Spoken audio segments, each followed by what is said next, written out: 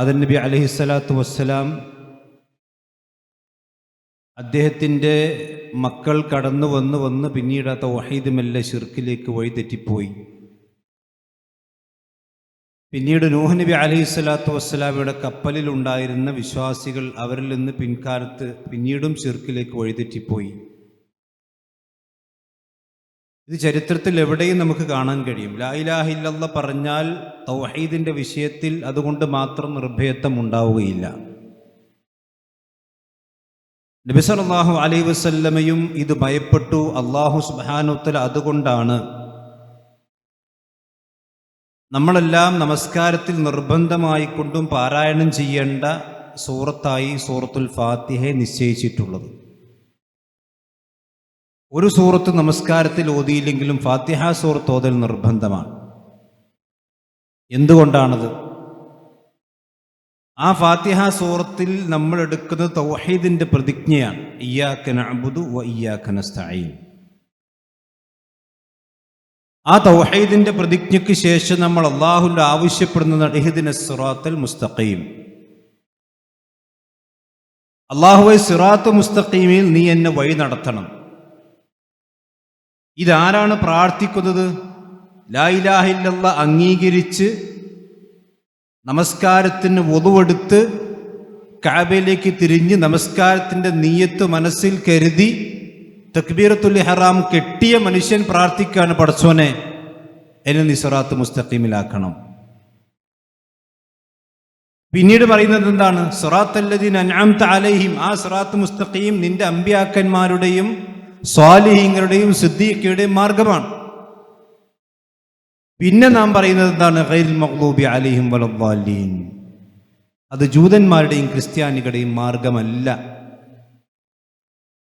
എന്തിനാണ് അമ്പിയാക്കന്മാരുടെ മാർഗത്തിലാണ് നീ എന്നെ ചേർത്തേണ്ടത്, ജൂതന്മാരുടെയും ക്രിസ്ത്യാനികളുടെയും മാർഗത്തിൽ അല്ല എന്ന് പ്രത്യേകമായിക്കൊണ്ട് നമ്മളെ കൊണ്ട് പ്രാർത്ഥിപ്പിക്കുന്നത് എന്തിനാണ്? ഈ അമ്പിയാക്കന്മാരുടെ മാർഗം വിട്ട് ജൂതന്മാരുടെയും ക്രിസ്ത്യാനികളുടെയും മാർഗത്തിലേക്ക് പോകാൻ ഒരുപാട് അവസരങ്ങളും ചാൻസുകളും ലാ ഇലാഹ ഇല്ലല്ലാഹ് പറഞ്ഞവന്റെ മുമ്പിൽ ഉണ്ട്. ലതത്തബിഅന്ന സനന മൻ കാന ഖബ്ലകും ശിബ്റൻ ബിശിബ്രിൻ ദിറാഅൻ ബിദിറാഅൻ. നിങ്ങൾ ജൂത ക്രിസ്ത്യാനികളെ ചാണിന് ചാണായും മുഴത്തിന് മുഴമായി നിങ്ങൾ പിൻപറ്റുക തന്നെ ചെയ്യും. ഇത് നബി സല്ലല്ലാഹു അലൈഹി വസല്ലം പഠിപ്പിച്ചതാണ്. അത് പ്രവാചകൻ പറഞ്ഞിട്ടുണ്ടെങ്കിൽ അത് സംഭവിച്ചിരിക്കും. വമാ യൻതിഖു അനിൽ ഹവാ ഇൻ ഹുവ ഇല്ലാ വഹ്യു യൂഹാ. പ്രവാചകൻ ഒരു കാര്യം, ദീനിന്റെ കാര്യം സ്വന്തം ഇഷ്ടപ്രകാരം സംസാരിക്കുന്നവരല്ല. ഇന്ന് ചില മുസ്ലിയാക്കന്മാരും പുരോഹിതന്മാരും പറയുന്ന പോലെ വായിൽ തോന്നിയത് വിളിച്ചു പറയുന്ന ആളല്ല മുത്തുനബി സല്ലല്ലാഹു അലൈഹി വസല്ലം. വഹി ഉണ്ടെങ്കിലേ പ്രവാചകൻ ദീന് സംസാരിക്കുള്ളൂ. പ്രവാചകൻ പറയാണ്, എൻ്റെ ഉമ്മത്ത് വഴിതെറ്റിപ്പോകും, അവസാനം മുശ്രിക്കുകളുമായി കൊണ്ട് ആദർശമായ രംഗങ്ങളിൽ കൂടിക്കലരും. മുസ്ലിം ലാ ഇലാഹ ഇല്ലല്ലാഹ് പറഞ്ഞുകൊണ്ട് അന്ന് മക്കത്തെ മുശ്രിക്ക് ലാ ഇലാഹ ഇല്ലല്ലാഹ് പറയാതെ ചെയ്ത കാര്യങ്ങൾ എൻ്റെ ഉമ്മത്ത് ലാ ഇലാഹ ഇല്ലല്ലാഹ് പറഞ്ഞുകൊണ്ട് ചെയ്യുന്ന അവസ്ഥയിലേക്ക് എത്തിച്ചേരും എന്നുള്ളത് നമ്മൾ കൃത്യമായി മനസ്സിലാക്കണം. സഹോദരന്മാരെ, എങ്ങനെയാണ് ഇത്രയും വലിയൊരു അപകടത്തിലേക്ക് മുസ്ലിം സമുദായം എത്തിപ്പെടുന്ന ചരിത്രം നമ്മൾ മനസ്സിലാക്കണം. നബി സല്ലല്ലാഹു അലൈഹി വസല്ലം വഫാത്തായി കഴിഞ്ഞു. ആ പ്രവാചകന്റെ വഫാത്തോടുകൂടി മുസ്ലിമീങ്ങൾക്കിടയിൽ അഭിപ്രായ വ്യത്യാസം ഉടലെടുക്കുകയാണ്. ആദ്യം റസൂലുള്ളാഹി മരിച്ചോ മരിച്ചില്ലെന്ന അഭിപ്രായ വ്യത്യാസം ഉണ്ടായി. ആ അഭിപ്രായ വ്യത്യാസം എങ്ങനെയാണ് തീർന്നത്? ഖുർആനിലേക്കും സുന്നത്തിലേക്കും മടക്കി. അബൂബക്കർ സിദ്ദീഖ് റളിയല്ലാഹു അൻഹു പ്രവാചകൻ നിന്ന മിമ്പറിൽ കയറി ആയത്തോതി, വമാ മുഹമ്മദുൻ ഇല്ലാ റസൂൽ ഖദ് ഖലത് മിൻ ഖബ്ലിഹി റസൂൽ എന്ന ആയത്തോതി. ഉമർ റളിയല്ലാഹു അൻഹു പറഞ്ഞിരുന്നു, റസൂലുള്ളാഹി മരിച്ചു എന്ന് ആരെങ്കിലും പറഞ്ഞാൽ അവന്റെ തല ഞാൻ എടുക്കും, കാരണം റസൂലുള്ളാഹി മരിച്ചിട്ടില്ല. അവസാനം അള്ളാഹുവിന്റെ ആയത്ത് അബൂബക്കർ സിദ്ദീഖ് മിമ്പറിൽ ഓതിയപ്പോൾ ഉമർ റളിയല്ലാഹു അൻഹു ബോധ്യമായി, അദ്ദേഹം മടങ്ങി, പ്രശ്നം അവസാനിച്ചു. അടുത്തത് നബി സല്ലല്ലാഹു അലൈഹി വസല്ലം എവിടെ മറമാടണം? തർക്കമുണ്ടായി. അൻസാരികൾക്കിടയിലും മുഹാജിറുകൾക്കിടയിലും തർക്കം തീർന്നത് എങ്ങനെയാണ്? അബൂബക്കർ സിദ്ദീഖ് റളിയല്ലാഹു അൻഹു ഹദീസ് പറഞ്ഞു കൊടുത്തു, മാമിൻ നബിയിൻ ഒരു പ്രവാചകനില്ല എവിടെ ഇല്ല ഖുബ്ര ഹൈസു മാത. പ്രവാചകൻ എവിടെയാണോ മരിച്ചത് അവിടെയാണ് അദ്ദേഹത്തെ മറമാടേണ്ടത്. തർക്കം തീർന്നു. ആയിഷ റളിയല്ലാഹു അൻഹ വീട്ടിൽ മരിച്ചു, ആയിഷ റളിയല്ലാഹു അൻഹ വീട്ടിൽ മറമാടി. അപ്പൊ ഖുറാനിലേക്കും സുന്നത്തിലേക്കും എപ്പോൾ മടങ്ങിയിട്ടുണ്ടോ അവിടൊക്കെ തർക്കം തീർന്നിട്ടുണ്ട്. പക്ഷെ ഖുറാനിലേക്കും സുന്നത്തിലേക്കും മടങ്ങാൻ തയ്യാറാകാത്ത കാലത്തോളം നമുക്ക് തർക്കം തീരൂല. അതുകൊണ്ടാണ് ഖവാരിജികളുടെ തർക്കം തീരാത്തത്. അലി റളിയല്ലാഹുവിന്റെ കാലഘട്ടത്തിൽ ഖവാരിജികൾ രംഗത്ത് വന്നു, ആയത്തോതി, ഇനിൽ ഹുക്കും ഇല്ലാ എന്ന ആയത്തോതി, തർക്കം തീർന്നു. ഇന്നും ആ ഖവാരിജികൾ ഉണ്ടാക്കിയ ഫിത്ന മുസ്ലിം ലോകത്തിലുണ്ട്. ഈ ISIS പോലെയുള്ള മഹാഭീകരവാദികളും തീവ്രവാദികളും യഥാർത്ഥത്തിൽ അലി റളിയല്ലാഹു അൻഹുവിന്റെ കാലഘട്ടത്തിൽ ഉദയം ചെയ്ത ആയത്തുകൾ ഓതി ഖുർആൻ ദുർവ്യാഖ്യാനിച്ച് മുസ്ലിം സമുദായത്തിൽ രംഗത്ത് വന്ന ആളുകൾ ഉണ്ടാക്കിയ ഫിത്ന ആ ഖുർആനിലേക്കും സുന്നത്തിലേക്കും പൂർണ്ണമായി അവർ മടങ്ങാത്തത് കൊണ്ട് തന്നെ ഇന്നും സമൂഹത്തിൽ വലിയ ഫിത്നയെ നിലനിൽക്കുന്നു. ഇതേപോലെ തന്നെയാണ് അലി റളിയല്ലാഹുവിന്റെ കാലഘട്ടത്തിൽ മറ്റൊരു കക്ഷിയായി ഷിയാക്കൾ രംഗത്ത് വന്നു. ഇന്നൊരു ഖവാരിജി എന്ന് പറയുന്ന ഒരു ടീം നിലവിലില്ലെങ്കിലും ഷിയാക്കൾ അങ്ങനല്ല.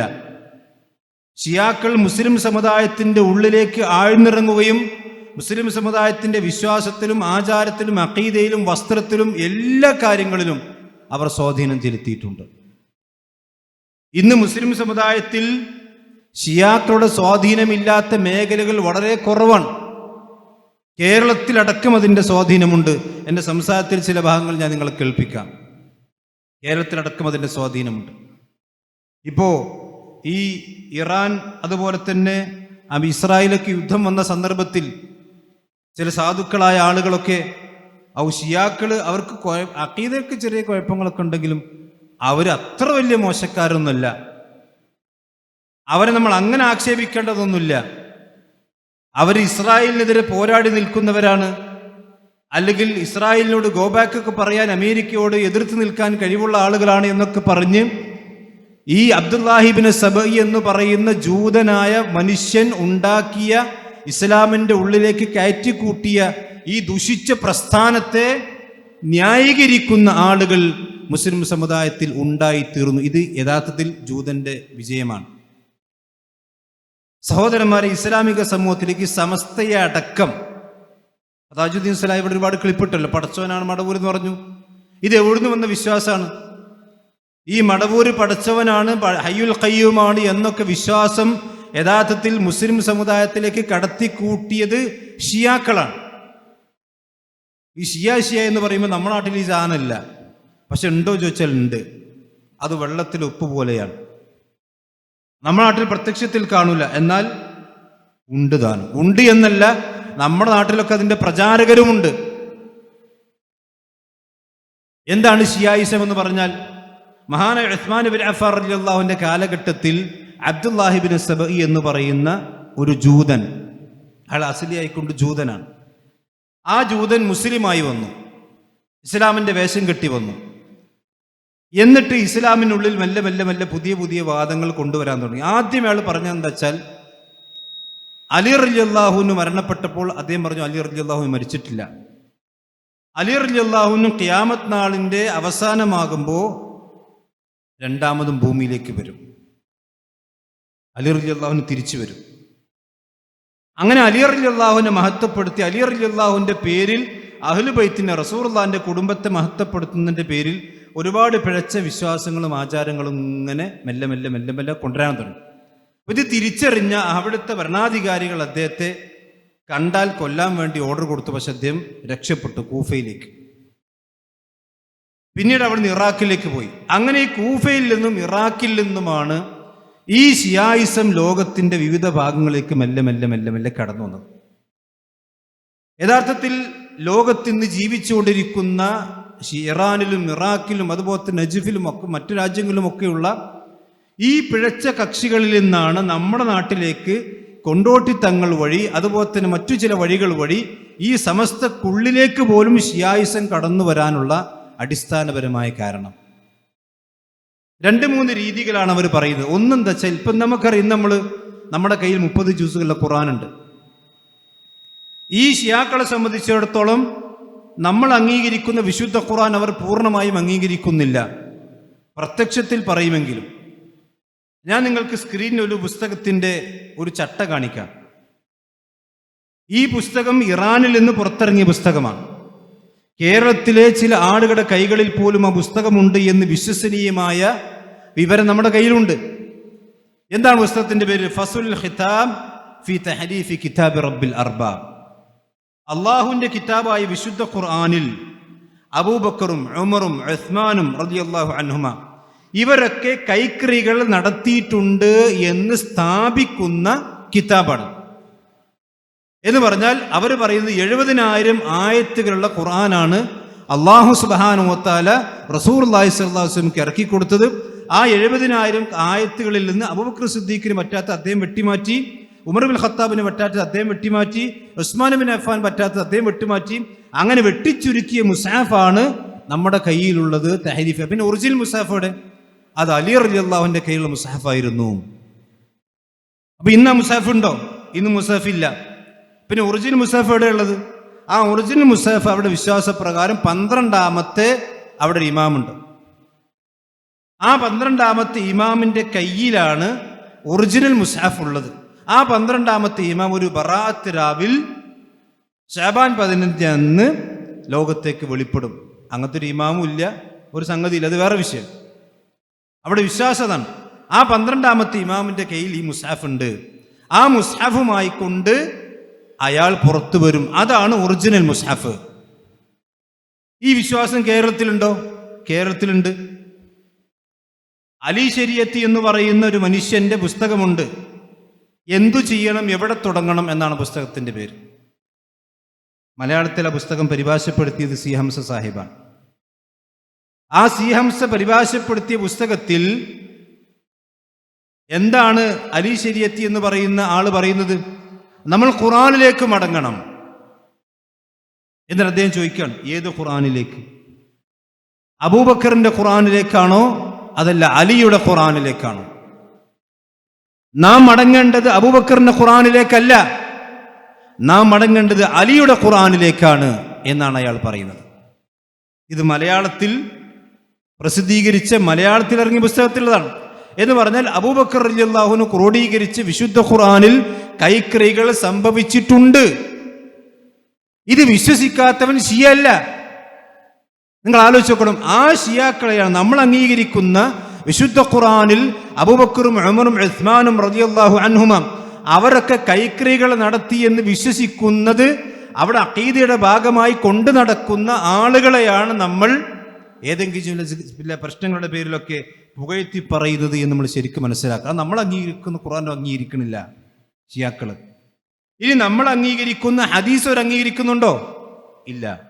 അപ്പൊ നമ്മൾ ഖുർആൻ കഴിഞ്ഞാൽ ഏറ്റവും കൂടുതൽ ആദരവോടുകൂടി കാണുന്ന ഹദീസിന്റെ കിതാബ് എല്ലാവർക്കും അറിയാം, സഹിൽ ബുഖാരിയാണ്. ഇമാം ബുഖാരി രചിച്ച സഹിൽ ബുഖാരിയാണ്. എന്നാൽ ഇമാം ബുഖാരിയെ സംബന്ധിച്ചൊരു ഷിയാ പണ്ഡിതൻ പറയുന്ന വാചകം നിങ്ങളൊന്ന് കേട്ടോളൂ. تأتي تتصل علينا دائما، لماذا تسبون الصحابة؟ لماذا تسبون العشرة المبشرة؟ يا ابن الحلال ليسوا بعشرة مبشرة. تقول لي كيف؟ حديث صحيح. أقول لك هؤلاء كذبة، لا وثاقة لهم، لا صدق لهم. تريدني أن أقتنع برواية البخاري والبخاري كذاب مدلس محرف للروايات؟ كيف يمكن أن أقتنع بروايتي؟ أنا أقتنع بالطريق الذي جاءني عن أئمة أهل البيت عن رسول الله صلى الله عليه وآله. هناك أفتش في روايات أئمة أهل البيت عن رسول الله، هل هنالك 10 مبشرة بالجنة؟ لا يوجد. كذب. المبشرون بالجنة أناس آخرون. ഇയാൾ എന്താ പറഞ്ഞറിയോ? സ്വർഗം കൊണ്ട് വാഗ്ദാനം ചെയ്യപ്പെട്ട 10 സഹാബത്തിനെ പറ്റിയാണ് സംസാരം. അബൂബക്കറുണ്ട്, ഉമറുണ്ട്, ഉസ്മാനുണ്ട്, അലിയുണ്ട്. ഈ 10 ആളുകളെ പറ്റി അയാൾ പറയുന്നത് ഇവരെല്ലാം സ്വർഗം കൊണ്ട് വാഗ്ദാനം ചെയ്യപ്പെട്ട ആളുകൾ. അപ്പൊ ഇമാം ബുഖാരിന്റെ ഹദീസിലുണ്ടല്ലോ, ബുഖാരി കദ്ദാബാണ്, കളവ് പറയുന്ന പച്ച നുണയനാണ് ഇമാം ബുഖാരി. അതുകൊണ്ട് ബുഖാരിന്റെ ഹദീസുകൾ സ്വീകരിക്കാൻ പറ്റൂല. അങ്ങനുണ്ട്. അള്ളാഹുവിന്റെ ഖുർആൻ ഏതാനും സ്വീകരിക്കാൻ പറ്റൂല. അതിന് ബുഖാരി ആണെങ്കിൽ ആ ബുഖാരിയിലുള്ള ഹദീസുകൾ ഒക്കെ കളവാണ്. ഇമാം ബുഖാരി കദ്ദാബാണ്. കദ്ദാബ് എന്ന് പറഞ്ഞാൽ സാധാരണ ഒരു ചെറിയ നുണയെന്നല്ല, പെരുന്നുണയൻ. റസൂൽ പറഞ്ഞില്ല അവസാന കാലത്ത് ദജ്ജാലുനെ കദ്ദാബുൻ എന്ന് പറയും. അങ്ങനെയുള്ള കദ്ദാബുകളിൽപ്പെട്ട ആളാണ് സഹീൽ ബുഖാരി രചിച്ച ഇമാം ബുഖാരി റഹ്മത്തുള്ളാഹി അലൈഹി. ഇതാണ് ഷിയാക്കളുടെ വിശ്വാസം. ഇയാളുടെ പേര് യാസിർ എന്നാണ്. ഇയാൾ ഇന്നും ഇറാനിൽ ജീവിച്ചുകൊണ്ടിരിക്കുന്ന, അവിടുത്തെ വലിയ സ്ഥാനം അലങ്കരിച്ചു കൊണ്ടിരിക്കുന്ന ഒരു ഷിയ പണ്ഡിതനാണ് ഇയാൾ. ഇയാളുടെ യൂട്യൂബ് ചാനലുണ്ട്, ഇയാൾക്ക് അവിടുത്തെ ഓൺലൈൻ ഫത്വകളുണ്ട്, ചോദ്യങ്ങൾ ഇയാൾ ചോദിക്കാറുണ്ട്.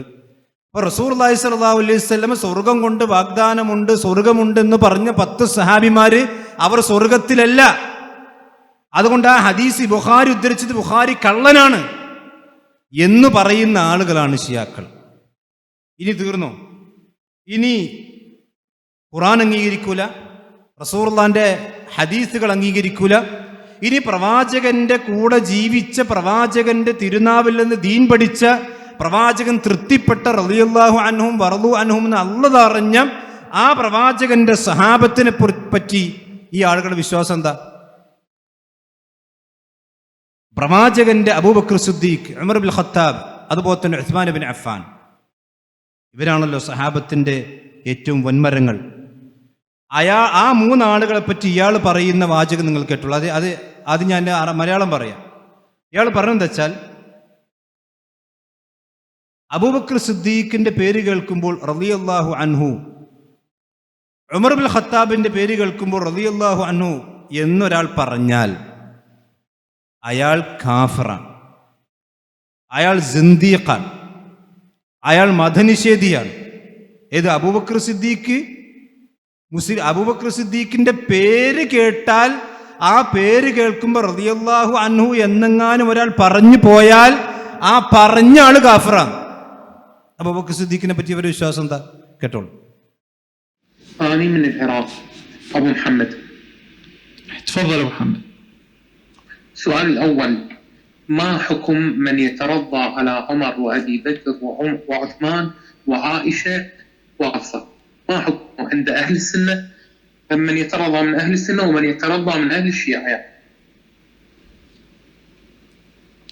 طبعا هي مسألة حكم الترضي هو عندنا احنا الشيعة، مو عند أتباع أبو بكر وعمر، لأن أتباع أبو بكر وعمر يرون أبو بكر وعمر من الصحابة، فاللي يترضى عليهم ما عندهم مشكلة وياه. أما المسألة هي شيعية هاي. فما حكم من يترضى على أبي بكر وعمر وعثمان وعائشة؟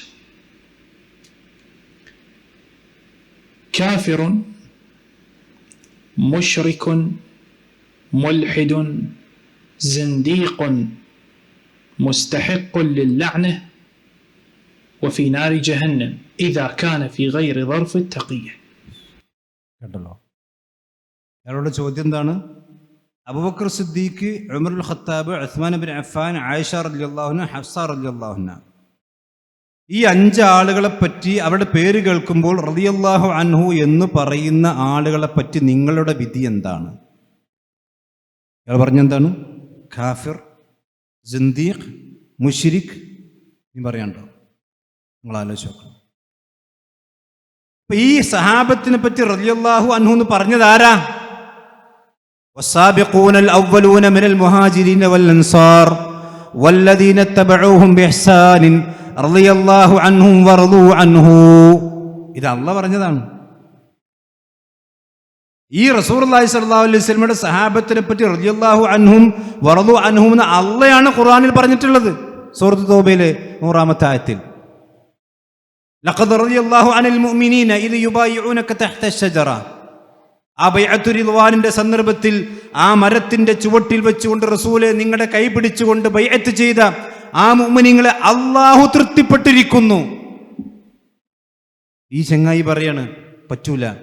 അങ്ങനെ അവരെ അല്ലാഹു തൃപ്തിപ്പെട്ടു എന്നൊരാൾ പറഞ്ഞാൽ അവൻ പോലും സിന്ദീഖാണ്, അവൻ പോലും കാഫിറാണ്. നഊദു ബില്ലാഹ്. നിങ്ങൾ ആലോചിച്ചു, ഇവരാണ് ഷിയാക്കൾ.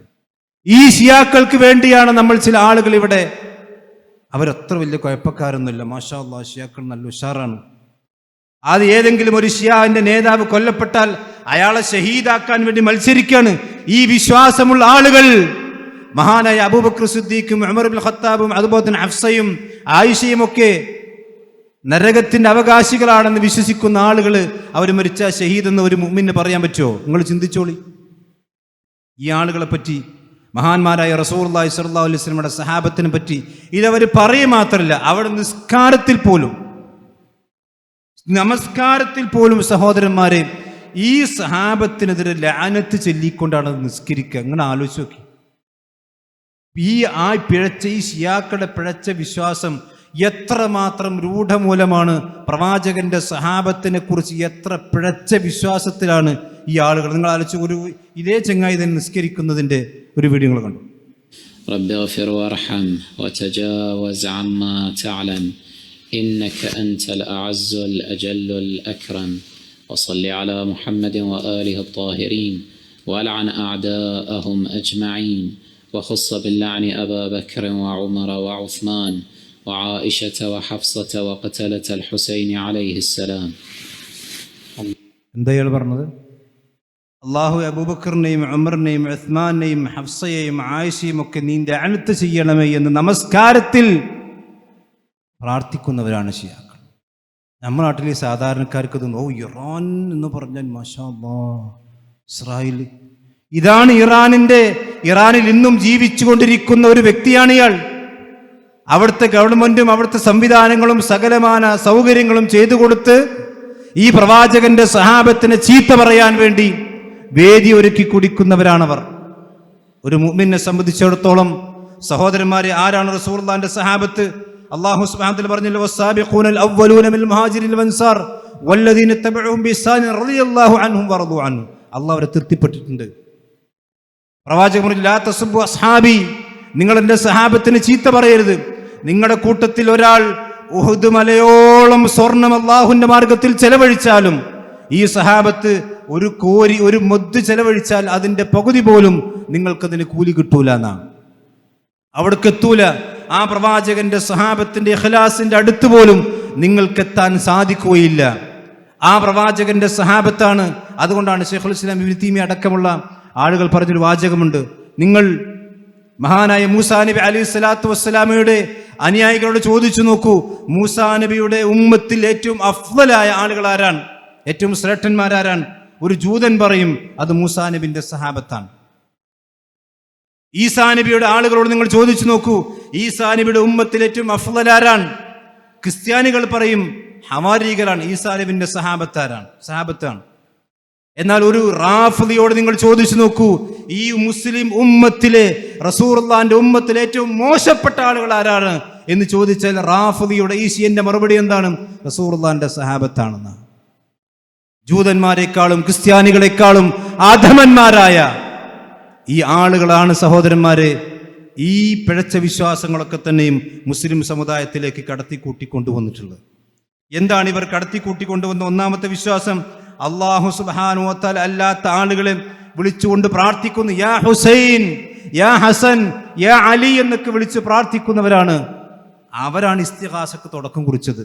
നമ്മുടെ നാട്ടിൽ ചില സാധുക്കൾ പറയും, ഞങ്ങളോട് പ്രാർത്ഥിക്കുന്നില്ല, ഞങ്ങൾ ഇസ്തിഗാസ ചെയ്യുന്നേ ഉള്ളൂ, ഞങ്ങൾ കൊടുത്ത കൈവെന്ന് ചോദിക്കുന്നു. എന്തെന്ന് പറഞ്ഞാലും നിങ്ങൾ ആ കുപ്പിയിലുള്ള കള്ളിന് തേനെന്നോ മാനെന്നോ എന്ത് പേരിട്ട് വിളിച്ചാലും ശരി, അത് ഒറിജിനൽ ശിർക്കാണ്. ഈ ശിർക്ക് മുസ്ലിം സമുദായത്തിലേക്ക് കടത്തിക്കൂട്ടി കൊണ്ടുവന്നത് ഈ വിശ്വാസമുള്ള അലി റളിയല്ലാഹു അൻഹും അതുപോലെ പിന്നെ മഹാനായ അബൂബക്കറും ഉമറും ഉസ്മാനും ഒക്കെ കാഫറുകളാണ്, നരകത്തിന്റെ വിറകുകളാണ്, നഊദു ബില്ലാഹ് എന്ന് വിശ്വസിക്കുന്ന ആളുകളാണ്. അല്ലാഹു അല്ലാത്ത ആളുകളെ വിളിച്ച് പ്രാർത്ഥിക്കാൻ വേണ്ടി ഇന്നമാ വലിയുക്കുമുല്ലാഹു വറസൂലുഹു എന്ന ആയത്ത് ലോക ചരിത്രത്തിൽ ആദ്യമായി കൊണ്ടോതിയത്. ആ ഷിയാക്കളെ പിൻപറ്റി സമസ്തക്കാരും പറഞ്ഞു. ഈ സമസ്തന്റെ തുടക്കത്തിൽ ഇങ്ങനെ ആയിരുന്നില്ല. റഷീദുദ്ദീൻ മൂസ മുസ്ലിയാർ എന്ന് പറയുന്ന സമസ്തയിലെ അറിയപ്പെട്ടൊരു പണ്ഡിതനുണ്ട്. അയാൾ ഒരു പുസ്തകം അൽ ഖൗലു സദീദ് എന്ന് പറയുന്ന പുസ്തകം, അതിലാള് സമസ്ത തുടങ്ങിയ കാലത്തിറങ്ങിയ പുസ്തകമാണ്. ആ പുസ്തകത്തിൽ എല്ലാം പറഞ്ഞ എന്താ അറിയോ? അള്ളാഹു അല്ലാത്ത മറ്റാരെങ്കിലും വിളിച്ച് പ്രാർത്ഥിക്കുന്ന ഒരു മുസ്ലിമിനെ എനിക്കറിയില്ല എന്ന് പറഞ്ഞ, അള്ളാഹു അല്ലാത്ത ആളുകൾ വിളിച്ച് പ്രാർത്ഥിക്കുന്ന ഒരു മുസ്ലിമും ഉണ്ടാകൂല. അങ്ങനെ ഒരു മുസ്ലിമിനെ സങ്കല്പിക്കാൻ പോലും റഷീദുദ്ദീൻ മുസ്ലിയാർക്ക് സമസ്ത ഉണ്ടായ കാലത്ത് കഴിഞ്ഞിട്ടില്ല. ഇപ്പോഴോ നിങ്ങൾ കേട്ടോളി, അല്ലാത്തവരെ വിളിച്ച് പ്രാർത്ഥിക്കാം, നേരിട്ട് പ്രാർത്ഥിക്കാം. അവിടുത്തേക്ക് ഞങ്ങളെ കറുത്ത ഉയർത്തിയിരിക്കുന്നു നബിയേ, ഞങ്ങളെ സ്വീകരിക്കണേ യാ റസൂലല്ലാഹ്. ഞങ്ങളെ ഏറ്റെടുക്കണേ നബിയേ. ഇവിടുത്തെ മജ്‌ലിസ് അവിടുത്തേക്കുള്ളതാണ് യാ റസൂലല്ലാഹ്. അവിടുത്തെ നോട്ടമുള്ള മജ്‌ലിസുകൾ ഞങ്ങൾക്ക് നൽകണേ നബിയേ.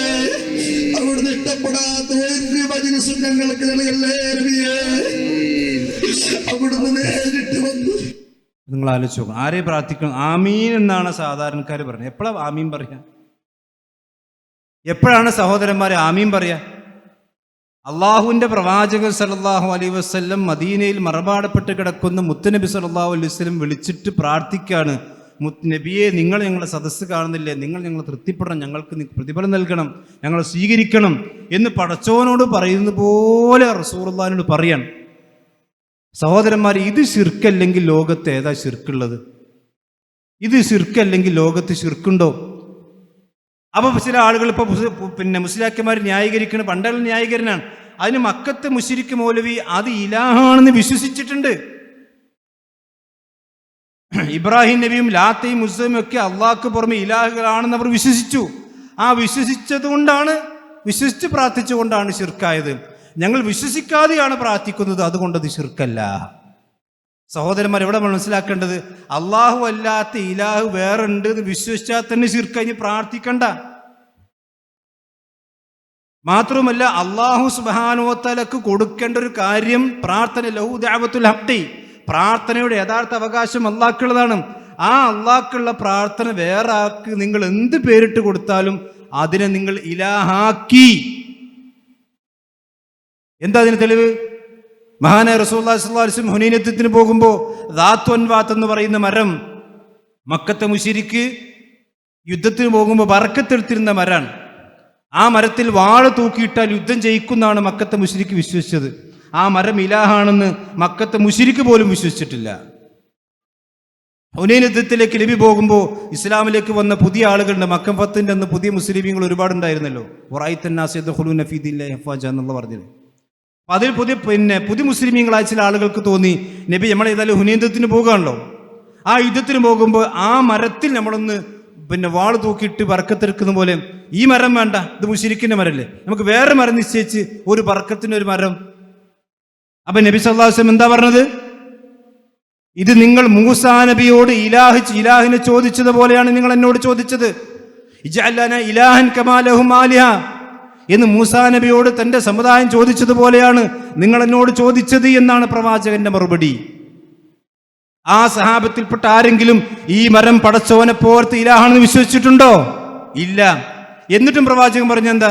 നിങ്ങൾ ആ മരത്തിനെ ഇലാഹാക്കിയതുപോലെയാണ് എന്നാണ്. അപ്പൊ ഇലാഹാണെന്ന് ഒരാൾ പറഞ്ഞാലും തൊള്ള കൊണ്ട് പറയണമെന്നില്ല.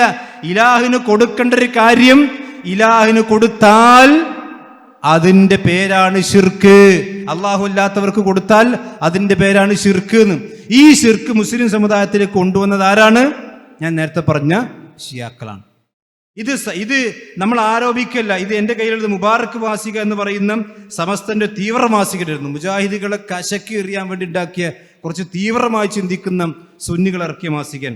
അതിൽ പറയാണ്, മരിച്ചുപോയ പ്രവാചകന്മാർക്കും ഔലിയ എന്ന് പറയുന്ന പുണ്യാത്മാക്കൾക്കും അവരുടെ മരണശേഷവും ഭൗതിക ലോകത്തെ കാര്യങ്ങൾ ഇടപെടാനും ലോകരെ സഹായിക്കാനും വേണമെങ്കിൽ ഉപദ്രവിക്കാനും അള്ളാഹു കഴിവ് നൽകുമെന്നാണ് അശ്അരി മാതുരിദി സുന്നികളുടെ വിശ്വാസം. ഇത് തന്നെയാണ് ഷിയാക്കളും വിശ്വസിക്കുന്നത്.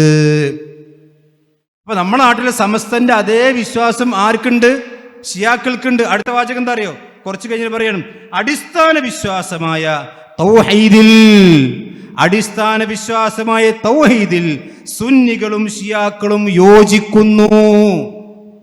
ഏത് സുന്നികള്? സമസ്ത സുന്നികൾ, അല്ലാതെ ഒറിജിനൽ സുന്നികളല്ല. ഒറിജിനൽ സുന്നികൾ എന്നാണ് ഷിയാക്കൾക്കെതിരെയുള്ള നമ്മളൊക്കെ സുന്നികളാണ്, അഹ്ലുസുന്നത്തിൽപ്പെട്ട ആൾക്കാരെ നമ്മളൊക്കെ. ഷിയാക്കളുടെ വിശ്വാസം ഈ ഷിയാക്കളുടെ തൗഹീദാണ് സമസ്തന്റെ തൗഹീദ് എന്ന് വളരെ വ്യക്തമായിക്കൊണ്ട് സമസ്തക്കാർ തന്നെ എഴുതി വെച്ചിട്ടുണ്ട്. ആ തൗഹീദ് സ്വീകരിച്ചത് കൊണ്ടാണ് അള്ളാഹു അല്ലാത്ത ആളുകളെ വിളിച്ചുകൊണ്ട് പ്രാർത്ഥിക്കുന്ന രീതിയിലേക്ക്, മുമ്പ് കാലത്തില്ലാത്തൊരു രീതിയിലേക്ക് ഇന്ന് സമസ്ത മാറി. എത്രത്തോളം നേരത്തെ ഇവിടെ താജുദ്ദീൻ സലാഹി പറഞ്ഞല്ലോ, മടവൂരിനെ പടച്ചോനാക്കി. അപ്പൊ ചില ആളുകൾ AP സമസ്തക്കാർ വിമർശിച്ചു, മടവൂരിനെ പടച്ചോനാക്കാൻ പാടില്ല, പടച്ചോനാക്കിയത് തെറ്റാണ്, പാട്ട് തെറ്റാണ് എന്നൊക്കെ പറഞ്ഞു. എന്നാൽ ഈ AP വിഭാഗത്തിൽ തന്നെ പെട്ടൊരു മുസ്ലിയാർ പറയാണ്, മടവൂർ എന്ന് പറഞ്ഞ എല്ലോ കഴിവുണ്ട്, കണ്ടാലും അള്ള തന്നെയാണോ എന്നാണ് തോന്നിപ്പോകുന്നു. കേട്ടോ, ഇത് പാട്ടല്ല, പ്രസംഗ.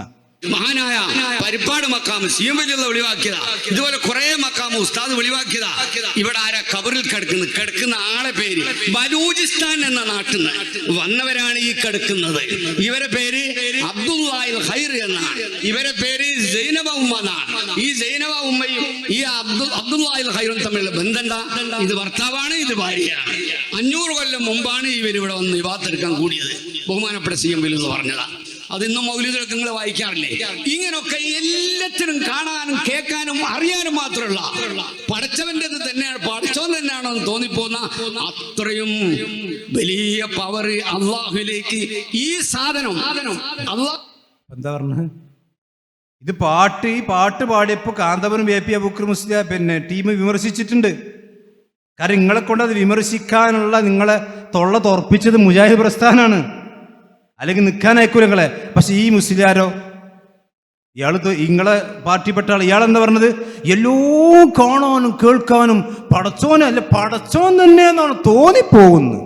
CM മടവൂരിനെ കണ്ടാലേ, ആ കിടക്കണ കൊല കണ്ടാല്, താടിയില്ല, മുടിയില്ല, വീശിയില്ല, താടിയില്ല, ഒന്നുമില്ലാത്ത, പിന്നെ മൂത്രമൊഴിച്ചാൽ കഴുകാത്ത, നിസ്കരിക്കാത്ത, നോമ്പ് നോൽക്കാത്ത, സ്വർണ്ണമോദം ധരിച്ചിടുന്ന, നോമ്പ് നോറ്റവരെ മുറിപ്പിച്ച, മജ്ദൂബിന്റെ ഹാല് നടന്ന പിരാന്തായി നടന്ന ആള് പടച്ചോനാണ് പോലും. നഊദു ബില്ലാഹ്. ഇതൊക്കെ അള്ളാഹ് ജൂതന്മാരെ പറ്റി പറഞ്ഞു, ഒമാ ഖദറുല്ലാഹ ഹഖ ഖദ്രിഹി, അള്ളാഹിനെ കണക്കാക്കേണ്ട പോലെ ഒരു കണക്കാക്കിയിട്ടില്ല. അവിടെ CM മടവൂർ മരിച്ചില്ലേ? അള്ളാഹ് മരിക്കോ? ഹുവൽ ഹയ്യുൽ ഖയ്യൂം അല്ലേ? പിന്നെന്തിനാ കുഴിച്ചിട്ട് ഞങ്ങൾ CM മടവൂരിനെ? മറമാടി എന്തിനാ? അപ്പൊ നിങ്ങൾ ആലോചിച്ച് നോക്കണം, ഈ പിഴച്ച വിശ്വാസം സഹോദരന്മാരെ എവിടെ എത്തിയെന്ന് ചോദിച്ചാൽ, ഇപ്പൊ ഇങ്ങനെ സലഫികളുടെ ദഅവത്ത് വ്യാപകമായ ആളുകളിലേക്ക് വലിയ സ്വാധീനം ചെലുത്തി. നേരത്തെ പറഞ്ഞു ഉള്ളാളിൽ നമ്മൾ മുഖാമുഖം നടത്തി. അപ്പൊ ആ ഉള്ളാളിൽ മുഖാമുഖം കൃത്യമായിക്കൊണ്ട് മുജാഹിദ് പ്രസ്ഥാനത്തിൽപ്പെട്ട ചെറിയ കുട്ടികൾ പോലും അതിൽ കൃത്യമായിക്കൊണ്ട് മറുപടി പറഞ്ഞു. അപ്പൊ അവിടെ മറുപടി പറഞ്ഞു മുസ്ലിയാർക്ക് നിൽക്കളില്ല. കാരണം ഉള്ളാളിൽ ഏകദേശം 7 വർഷത്തോളം ജോലി ചെയ്ത ആളാണ് ഞാൻ. അവിടെ ആ ദർഗക്ക് 4 ഭാഗത്തും ഇപ്പൊ സലഫി പള്ളിയാ. മനസ്സിലായില്ലേ? ഒരൊറ്റ 1-2 മനുഷ്യന്മാർ മാത്രമേ അവിടെ സലഫികളായി ഉള്ളാളിൽ ഉണ്ടായിരുന്നുള്ളൂ. അൽഹംദുലില്ലാ, അവിടെ കഠിനമായ പരിശ്രമം. അവർ രണ്ടുപേരും അള്ളാഹുലേക്ക് യാത്രയായി. അള്ളാഹു അവർക്ക് അവർ അർഹമായ പ്രതിഫലം കൊടുക്കുമായിരുന്നു. കാരണം ഉള്ളാളെന്ന് പറഞ്ഞാൽ അത്രയും ഈ ശിർക്ക് വിധത്തിന്റെ കോട്ടയായിരുന്നു. അവിടെ തൗഹീദിന്റെ പ്രഭാഷണങ്ങളും അതുപോലെ തന്നെ പരിപാടികളും നടന്നു. അവസാനം മുഖാമുഖം നടന്നു. ആ മുഖാമുഖം നടന്നതിന് മറുപടി പറഞ്ഞ മുസ്ലിയാരുടെ പ്രസംഗത്തിൽ അവസാനം ഈ സലഫികളെ ശർറ് കൊണ്ട് സഹിക്കാൻ വയ്യാതെ ഒരു പ്രാർത്ഥന പ്രാർത്ഥിക്കണ്ട. കേട്ടോ നിങ്ങൾ. സ്വല്ലല്ലാഹു അലാ മുഹമ്മദ് സ്വല്ലല്ലാഹു അലൈഹി വസല്ലം. എല്ലാ വഹാബികളെ ശർറിൽ നിന്ന് കാക്കാൻ വേണ്ടി മുഹയ്യിദ്ദീൻ ശൈഖ് റളിയല്ലാഹു അൻഹു 3 വട്ടം വിളിച്ച് നമുക്ക് പിരിയാം. യാ ഗൗസ് യാ മുഹയ്യിദ്ദീൻ അബ്ദുൽ ഖാദിറുൽ ജീലാനി യാ ഗൗസ് യാ മുഹയ്യിദ്ദീൻ.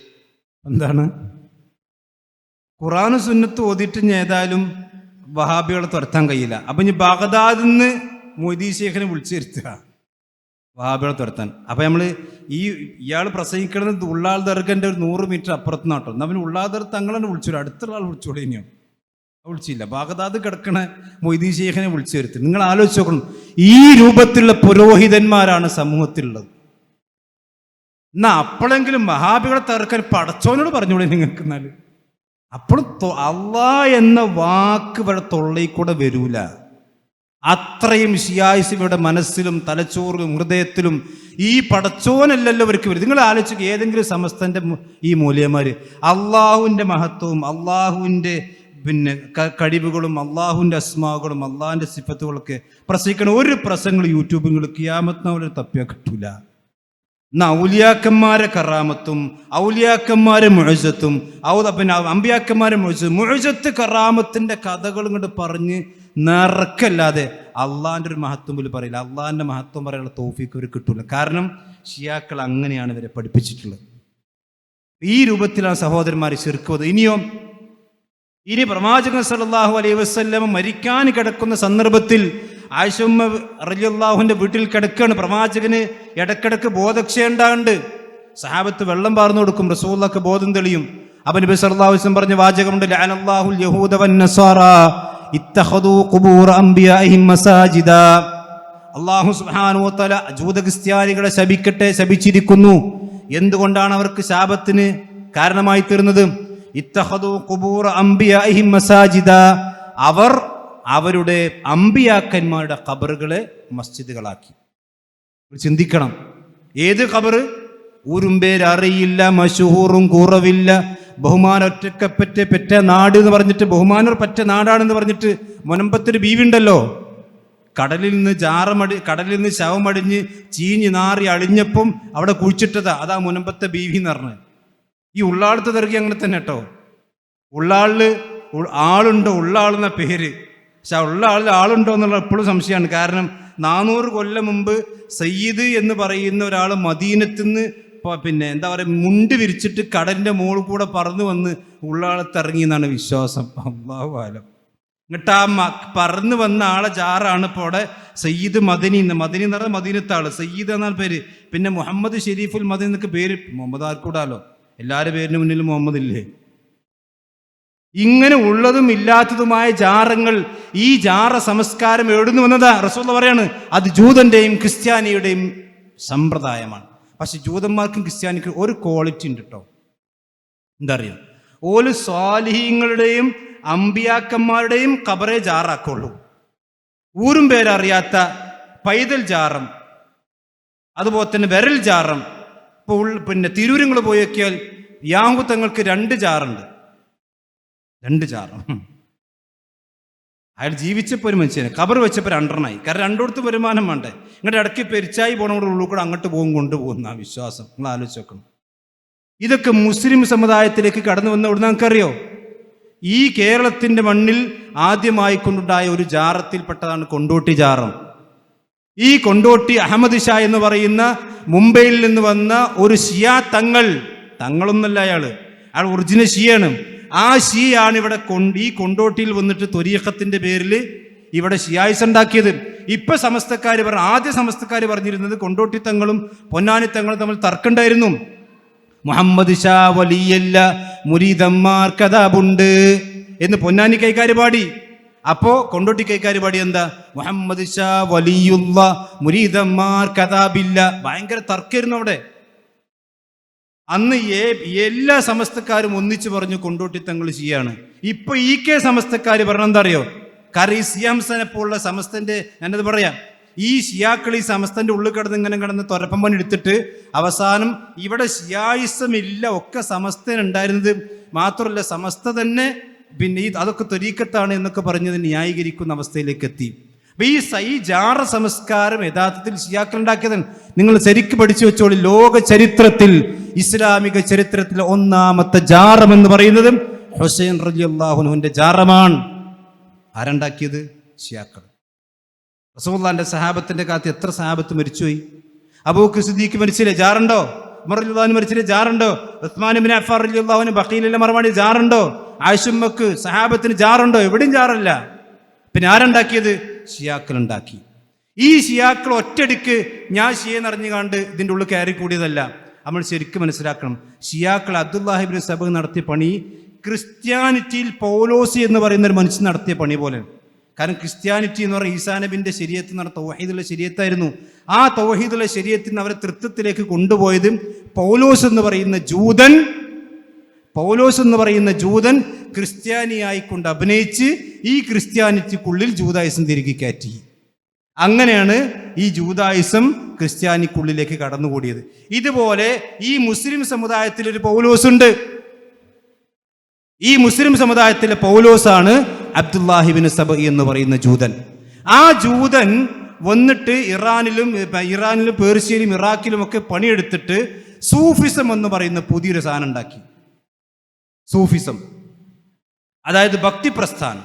ആളുകളിങ്ങനെ അള്ളാഹ് അള്ളാഹ് അള്ളാഹ് എന്ന് പറഞ്ഞ് ഇങ്ങനെ പേടിപ്പിച്ചിട്ട് അതിലേക്ക് ഇങ്ങനെ ഭക്തി പ്രസ്ഥാനം ഉണ്ടാക്കി. അങ്ങനെ ത്വരീഖത്ത് ഉണ്ടാക്കി. ഈ ത്വരീഖത്തിലൂടെയാണ് ലോകത്ത് സൂഫിസം യഥാർത്ഥത്തിൽ ഉണ്ടായത്. ഇന്നിപ്പോൾ കേരളത്തിൽ ഇല്ലാത്ത ത്വരീഖത്തുണ്ട്. എത്ര ത്വരീഖത്തുണ്ട് കേരളത്തിൽ. ഈ ത്വരീഖത്ത് ഉണ്ടായ അന്ന് തന്നെ മുജാഹിദുകൾ ഇതുപോലെ മൈക്ക് കെട്ടി പറഞ്ഞു, സമസ്തക്കാരെ നിങ്ങൾ സ്വീകരിച്ചിരിക്കുന്ന ത്വരീഖത്ത് അപകടമാണ്, അത് ശിയായിസമാണ്, അത് നിങ്ങൾ ഒഴിവാക്കണം, റസൂലുള്ളാഹിന്റെ ത്വരീഖത്തല്ലാത്ത ഒരു ത്വരീഖത്ത് നിങ്ങൾ സ്വീകരിക്കാൻ പാടില്ല. അന്ന് സമസ്തക്കാരെന്താ പറഞ്ഞത്? ത്വരീഖത്ത് എന്ന് പറഞ്ഞാൽ അമ്പിയാക്കന്മാരുടെ മാർഗമാണ്, ബൈഅത്ത് അമ്പിയാക്കന്മാരുടെ മാർഗമാണ്.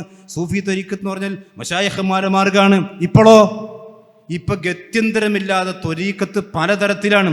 വളരെ അപകടം പിടിച്ച ത്വരീഖത്തുകളുണ്ട്. ആ ത്വരീഖത്ത് ഒരു ത്വരീഖത്താരൻ്റെ പാട്ടപ്പങ്ങൾ കേട്ട് ഇബിലീസ്, പിന്നെ എന്താ പറയാ, മൊയ്തീൻ ഷേഖ് പടച്ചോനാണ്. ഇനി ഇബിലീസിനെ പറ്റി പറയുന്നൊരു പാട്ടാണ്, അവിടെ കേട്ടോളി.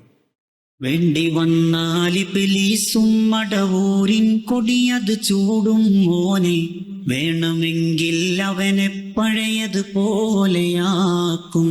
മടവൂർ, ഉന്നതരാം കേമമലായിക്കത്തിൻ ഗുരുവാക്കും. വേണ്ടി വന്നാൽ ഇബ്ലീസും മടവൂരിൻ കൊടിയത് ചൂടും മോനെ, വേണമെങ്കിൽ അവനെ പഴയതുപോലെയാക്കും മടവൂർ, ഉന്നതരാം കേമമലായിക്കത്തിൻ ഗുരുവാക്കും. അങ്ങനുണ്ട്. അള്ളാഹ് ഇബ്ലീസിനെ പറ്റി പറഞ്ഞത് ലഅനഹുല്ലാഹ്, അള്ളാഹു അവനെ ലഅനത്ത് ചെയ്തിരിക്കുന്നു. നമ്മൾ എന്താ ഫാത്തിഹ സൂറത്ത് ഓതുമ്പോൾ ആദ്യം ഓതുക അഊദു ബില്ലാഹി മിനശ് ശൈത്താനിർ റജീം. റജീമായ ശൈത്താനിൽ നിന്ന് പടച്ചോനെ നീ ഞങ്ങളെ കാക്കണേ. ഈ ചെങ്ങായി പാടണത്, ഇബ്ലീസിന്റെ പാട്ടിൽ പാടണത് എന്താ അറിയോ? ഇബ്ലീസിനെ വേണമെങ്കിൽ ആർക്ക് നന്നാക്കാൻ കഴിയും? മടവൂരിന് നന്നാക്കാൻ കഴിയും. മടവൂർ നന്നാക്കാൻ കഴിയുന്ന മാത്രല്ല, മലക്കുകളുടെ നേതാവാക്കി മാറ്റാനും ആർക്ക് കഴിയും?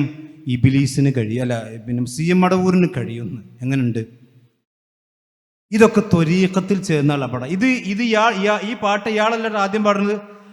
അൽ ഇൻസാനുൽ കാമിൽ എന്ന് പറയുന്ന സമ്പൂർണ്ണ മനുഷ്യൻ എന്ന് പറയുന്ന KVM ബന്താവൂർ പരിഭാഷപ്പെടുത്തിയൊരു പുസ്തകമുണ്ട് മലയാളത്തിൽ. അതിൻ്റെ കോപ്പി വേണമെങ്കിൽ ഇവിടെ കാണാം. ആ പുസ്തകത്തിൽ അയാൾ മലയാളത്തിൽ എഴുതി വെച്ച KVM ബന്താവൂർ എന്ന് പറയുന്നത് സമസ്തയുടെ സാഹിത്യ തറവാട്ടിലെ കാരണവരായി രണ്ട് സമസ്തക്കാരും പുകയെത്തിയ വലിയ സാഹിത്യകാരനായി ജീവിച്ച് മരിച്ചുപോയി എന്ന് പറയുന്ന സമസ്തന്റെ നേതാവ് എഴുതി വെക്കണം എന്നറിയും. ഇബ്ലീസിന്റെ ശാപം എന്ന് പറഞ്ഞാൽ ഖിയാമത്ത് നാൾ വരെയുള്ളൂ. ഖിയാമത്ത് നാൾ വരെയുള്ളൂ. ഖിയാമത്ത് നാൾ കഴിഞ്ഞാൽ പിന്നീട് ഇബ്ലീസിന് ശാപമില്ല. ആ ഖിയാമത്ത് നാൾ കഴിഞ്ഞാൽ പിന്നെ ഇബ്ലീസിന് അള്ളാഹു മോക്ഷം കൊടുക്കുന്നു. ഇബ്ലീസിന് മോക്ഷം ഉണ്ടാവും. നഊദു ബില്ലാഹ്.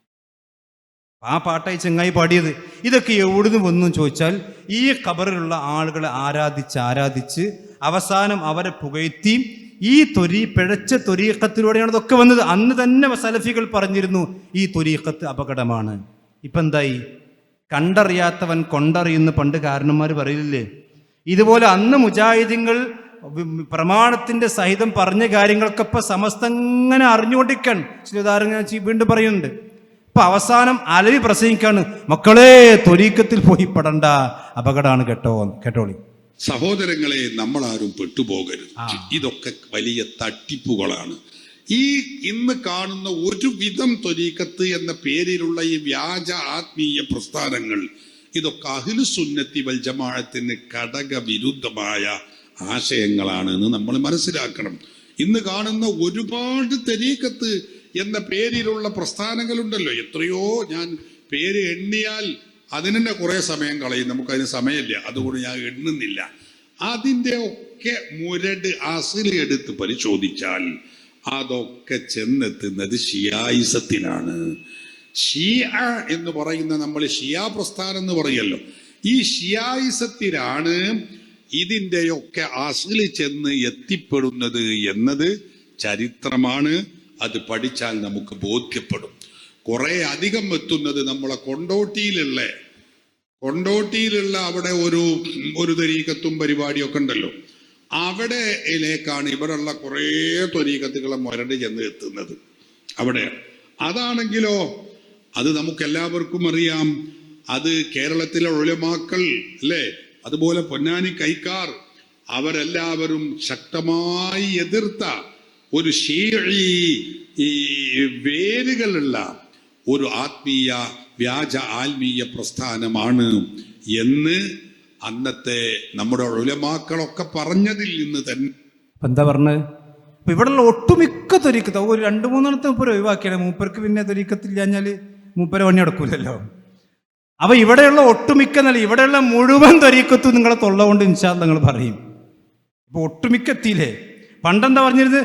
ത്വരീഖത്തില്ലാത്തവൻ, ഷേഖില്ലാത്തവൻ്റെ ഷേഖ് ഇബ്ലീസാൻ, മല്ലാ ഷേഖ ലഹു ഫശൈഖുഹു ഇബ്ലീസ് എന്നാ മുസ്ലിയാക്കന്മാർ വയലറിഞ്ഞിരുന്നു.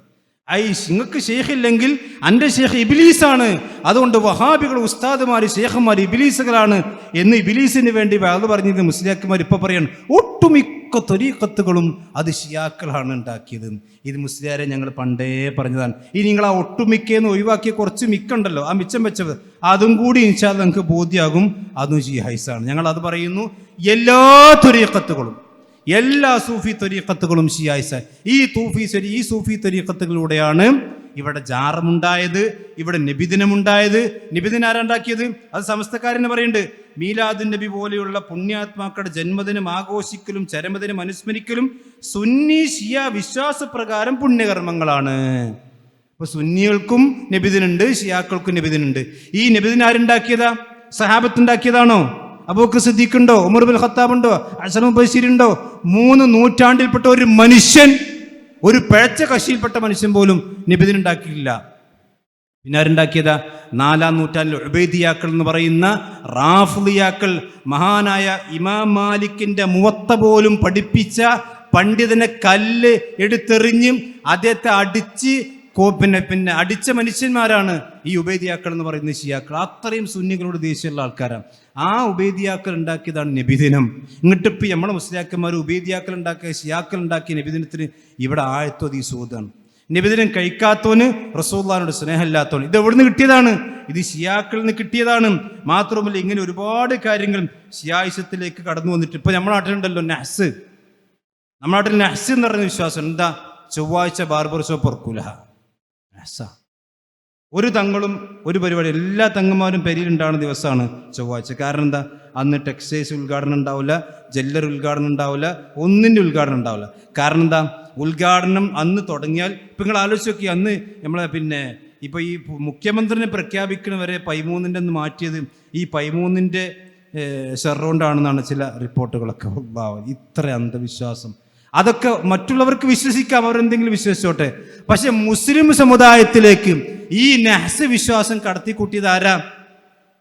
ഈ ചൊവ്വാഴ്ച ദിവസം നഹ്സാണ്. കാരണം എന്താ? ബാർബർമാരെന്നും ബാർബർ ഷാപ്പ് തുറക്കൂല. കാരണം വിശ്വാസം എന്താ അറിയോ? അന്ന് കത്തി ശരീരത്തിൽ തട്ടിയ രക്തം നിൽക്കൂല എന്ന വിശ്വാസം. അപ്പൊ ഈ ഹോസ്പിറ്റലൊക്കെ ചൊവ്വാഴ്ച ഓപ്പറേഷൻ തിയേറ്ററൊക്കെ പൂട്ടിയിടേണ്ടി വരൂലേ? ബാർബറ കത്തിനേക്കാളും വലിയ കത്തിയില്ല ഇപ്പോൾ ഡോക്ടർമാർ മനുഷ്യശരീരത്ത് വെക്കുന്നത്. ഒന്നാകെ ഹൃദയം തേറി മുറിച്ച് ബൈപ്പാസ് സർജറി ഒക്കെ എത്ര ചൊവ്വാഴ്ച നടക്കുന്നുണ്ട്. എന്നിട്ട് അവിടെ ഒന്നും ചോര നിൽക്കാത്ത അസുഖമില്ലല്ലോ. ഇതൊരു അന്ധവിശ്വാസമാണ്.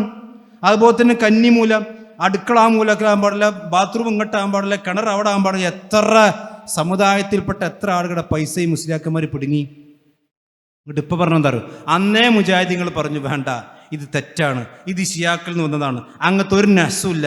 ബിസ്മില്ലാഹില്ലദീ ലാ യദുറു മഅ ഇസ്മിഹി ഷൈഉൻ ഫിൽ അർളി വലാ ഫിസ് സമാ എന്ന് രാവിലും വൈകുന്നേരം പ്രാർത്ഥിച്ചാൽ ഒരു നഹ്സും ഒരു കുട്ടിച്ചാത്തിനും ഒരു പിശാചും ഉപദ്രവിക്കൂല. ഇത് മുജാഹിദീങ്ങൾ വയലു പറഞ്ഞു കൊടുത്തു. നഹ്സ് എന്ന് പറഞ്ഞാൽ അത് അങ്ങനുണ്ട് ഇങ്ങനുണ്ട്, ആ പോക്ക് വരവുണ്ട്, അവിടെ ആ കുപ്പി തൂക്കണം, ഇവിടെ ഈ കുപ്പി തൂക്കണം എന്നൊക്കെ പറഞ്ഞ് നഹ്സിന്റെ വിശ്വാസം. എന്നാൽ ഞാൻ സാന്ദർഭികമായിട്ടൊരു കാര്യം പറയാട്ടോ. ഇപ്പൊ കുടിയെടുക്കലിന്റെ മുജാഹിദീങ്ങൾ വരെ ഉണ്ട്. ഈ നഹ്സ് വിശ്വാസം ഈ ഷിയായിസ മുജാഹിദീങ്ങൾക്ക് വരെ കുറച്ചൊക്കെ സ്വാധീനം ചെലുത്തിയിട്ടുണ്ട്. എല്ലാവരും അല്ലട്ടോ, ഇല്ല മാഷാ അല്ലാഹ്. ഇപ്പോൾ കുടിയെടുക്കലിൽ നിന്ന് ആദ്യം പാല് കാച്ചും അല്ലേ? പാല് കാച്ചും. അപ്പോൾ ചോദിക്കണമെന്ന് വെച്ചാൽ അതിന് മൗലവി ഏതായാലും ചായ ഉണ്ടാക്കണം, ചായക്ക് പാല് വാരണം. അപ്പം എന്നാൽ ആദ്യം പാലാണ് കാച്ചുക, ഇങ്ങോട്ട് നമുക്ക് ചായ വെക്കാം. ന്യായമാണ്, ഇബ്ലീസ് പറഞ്ഞിടത്ത ന്യായമാണ്. എവിടുന്ന് വന്നതാ അത്? ഇതൊക്കെ ഹൈന്ദവ വിശ്വാസങ്ങളിൽ നിന്ന് വന്നതാണ്. ഈ പാല് തിളച്ച് ചിന്തി, അതാണല്ലോ പാല് തിളച്ച് ചിന്തണം എന്നാ. തിളച്ചാൽ മാത്രം പോലെ തിളച്ച് ചിന്തിയിട്ട് അപ്പോഴാണ് വീട്ടിൽ ഐശ്വര്യം ഉണ്ടാകാം. ഈ തനിച്ച കുഫറിന്റെ വിശ്വാസം, ഈ നഹ്സിന്റെ വിശ്വാസം ഈ മുസ്ലിം സമുദായത്തിലേക്ക് മുസ്ലിയാക്കന്മാർ കടത്തിക്കൂട്ടി വന്നു. എവിടുന്നാ കിട്ടിയത്? ഒരു മുസ്ലിയാർ തന്നെ പറയട്ടെ. ഈ മജൂസികളുടെയും ജൂതന്മാരുടെയും ആചാരങ്ങളുടെ ഇരുശേഷിപ്പ് ഈ ഷിയാക്കളുടെ ആചാരങ്ങളിലെല്ലാം കാണാൻ കഴിയും. ഏതുവരെ എന്ന് വെച്ചാൽ മുഹറം 1 മുതൽ 10 വരെ നെസാണെന്ന് പറയുന്നവരെ ജൂതന്മാരുടെ കള്ളക്കടത്ത് ഇസ്ലാമിലേക്ക് ഷിയാക്കളിലൂടെ കടന്നു വന്നതാണ്. മുഹറം 1 മുതൽ 10 വരെ നെഹ്സാണ് എന്ന് വിശ്വസിക്കുന്നത് ജൂതന്മാരുടെ വിശ്വാസപ്രകാരമുള്ളതാണെന്നറിയാം. അത് മുസ്ലിമിന് ഉണ്ടാകാൻ പാടില്ല. അന്ന് എൻ്റെ കയ്യിൽ എന്തറിയോ, സത്യധാര എന്ന് പറയുന്ന EK സമസ്തൻ്റെ ദ്വൈവാരികൻ, ഇത് C ഹംസ എന്ന് പറയുന്ന ഒരു മനുഷ്യനുണ്ട് കേരളത്തിൽ. ഒക്കെ പരിചയം ഉണ്ടാവും, ചിലപ്പം നാട്ടിലൊക്കെ ഇടക്കിടക്ക് വരലുണ്ടാവും. വളരെ സാധുവായ, കണ്ടാൽ തന്നെ വളരെ സാധുവായ മനുഷ്യനാണ്, മനസ്സിലായില്ലേ, കാണുമ്പോട്ടോ. പക്ഷെ ഇയാളുടെ വിശ്വാസം എന്താണെന്ന് നേരത്തെ പറഞ്ഞ വിശ്വാസമാണ്, മനസ്സിലായില്ലേ. ഇയാൾ കേരളത്തിൽ ഒറിജിനൽ ഷിയായി ഇന്ന് ജീവിച്ച സമസ്തക്കുള്ളിൽ ഇങ്ങനെ മറ്റേ കാക്കക്കൂട്ടിൽ മുട്ടട്ട കുയിലിനെ പോലെ ഇങ്ങനെ കുത്തിരിക്കാണ് കാക്ക. എന്നിട്ട് അയാളെ പറ്റി ഷിയ ആരോപണം വന്നപ്പോൾ അയാളെ ഷിയ അല്ല എന്ന് സ്ഥാപിക്കാൻ വേണ്ടിയിട്ട് EK സമസ്തക്കാർ ഇയാളുമായിട്ട് അഭിമുഖം നടത്തി. എന്നിട്ടും അവരെന്നെ ചാരനാക്കി എന്ന് പറഞ്ഞു. ഇതിൽ ഇയാൾ പറഞ്ഞെന്താ, മുഹറം 1 മുതൽ 10 വരെ നല്ല കാര്യങ്ങളൊന്നും ചെയ്യാൻ പാടില്ല എന്നുള്ളത് ഷിയ വിശ്വാസമാണെന്നാണല്ലോ. എന്നാൽ ഇയാൾ പറഞ്ഞിട്ടോളി, അതായത് മുഹറം അവരെ ഉന്മൂലനം ചെയ്ത് ഹസ്രത്ത് ഹുസൈൻ റളിയല്ലാഹുവിനെ അത്ര നീചമായി വധിച്ച സംഭവത്തോടനുബന്ധിച്ചൊരു സമീപനം. മുഹറം 10 വരെ ഫിഖ് അനുസരിച്ച് കർമ്മങ്ങളും നല്ല കാര്യങ്ങളും ശരിയാവുകയില്ല, മറിച്ച് സന്തോഷമുള്ളത് നമുക്ക് ചെയ്യാനാവില്ല എന്നതാണ്. അത്രമാത്രം വേദനാജനകവും തിരുനബി തീരെ ഇഷ്ടപ്പെടാത്തതുമാണത് എന്ന് പറഞ്ഞാൽ മുഹറം 1 മുതൽ 10 വരെ ഒരു നല്ല കാര്യം ചെയ്യാൻ പാടില്ല, അത് ശരിയാകൂല എന്ന ഷിയായിസം സമസ്തന്റെ പ്രസിദ്ധീകരണത്തിൽ ചെന്നിട്ട് ഈ ഷിയ ആയിട്ടുള്ള ഇയാൾ പ്രഖ്യാപിക്കാം. അപ്പോൾ ഇയാൾ ഷിയ ആണെന്ന് ചോദിച്ചാൽ എത്രയോ തെളിവുകൾ നമുക്ക് കാണാൻ കഴിയും. മാത്രമല്ല ഇയാൾ ഉണ്ടാക്കിയ ഒരു സഖലൈൻ ഫൗണ്ടേഷൻ എന്ന് പറയുന്ന ഒരു പ്രസ്ഥാനം ഉണ്ടല്ലേ, കേരളത്തിലെ ഒന്നാമത്തെ ഷിയ സംഘടന ഏതാണെന്ന് ചോദിച്ചാൽ സഖലൈൻ ഫൗണ്ടേഷനാണ്. കൊച്ചിയിലാണത് ഉണ്ടാക്കിയത്. അതിൻ്റെ റിപ്പോർട്ടാണ് എൻ്റെ കയ്യിലുള്ളത്. ഇതിൻ്റെ ചിഹ്നം എന്താ അറിയോ, ആ സഖലൈൻ ഫൗണ്ടേഷൻ്റെ ചിഹ്നം വേണമെങ്കിൽ നോക്കിയ സ്ക്രീൻ ഉണ്ടോ അറിയില്ല, ആ ചിഹ്നത്തിൽ കാണാം ഇതാണ് സഖലൈൻ ഫൗണ്ടേഷൻ്റെ എംബ്ലമാണ്. ഈ എംബ്ലത്തിൽ 5 ആളുണ്ട്. റസൂലുണ്ട്, അലി ഉണ്ട്, ഹസൻ ഉണ്ട്, ഹുസൈൻ ഉണ്ട്, ഫാത്തിമ ഉണ്ട്. ഇത് കേരളത്തിലെ ഷിയാക്കളുടെ ഒന്നാമത്തെ സംഘടനയായ സഖലൈൻ ഫൗണ്ടേഷൻ, അതിൻ്റെ എംബ്ലാണ്. ഈ സഖലൈൻ ഫൗണ്ടേഷൻ്റെ ഉദ്ഘാടനം നിർവഹിച്ചത് ആരാരോ കൂട്ടത്തിൽ വേണം. എന്താ CMS അവിടെ നിൽക്കണം.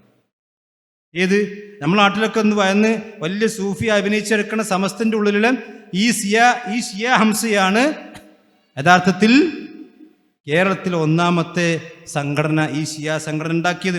അപ്പോൾ ഈ ഷിയായിസം കേരളത്തിലേക്കും സമസ്തക്കുള്ളിലേക്കും കടത്തിക്കൂട്ടി കൊണ്ടുവരാൻ ആളെ പൈസ കൊടുത്ത് ഷിയാക്കളാക്കിയിട്ടുണ്ട്. ഇത് മുജാഹിദീങ്ങൾ എന്നോ പറഞ്ഞു, സൂക്ഷിക്കണം, ഇയാൾ ഷിയാണ്, സൂക്ഷിച്ചോ. ഇയാൾ സമസ്തനെ ഷിയായിസത്തിന്റെ കുണ്ടിൽ ചാടിക്കുന്ന് മുജാഹിദീങ്ങളെ 1-ാം തീയതി മുതൽ പറഞ്ഞു. അന്ന് സമസ്തക്കാർ പറഞ്ഞു, അയാളെ പ്രതിരോധിച്ചു, കണ്ടോ സത്യധാരക്കാരൻ ഷിയ എന്നൊക്കെ പറഞ്ഞ ആരോപണമാണ്.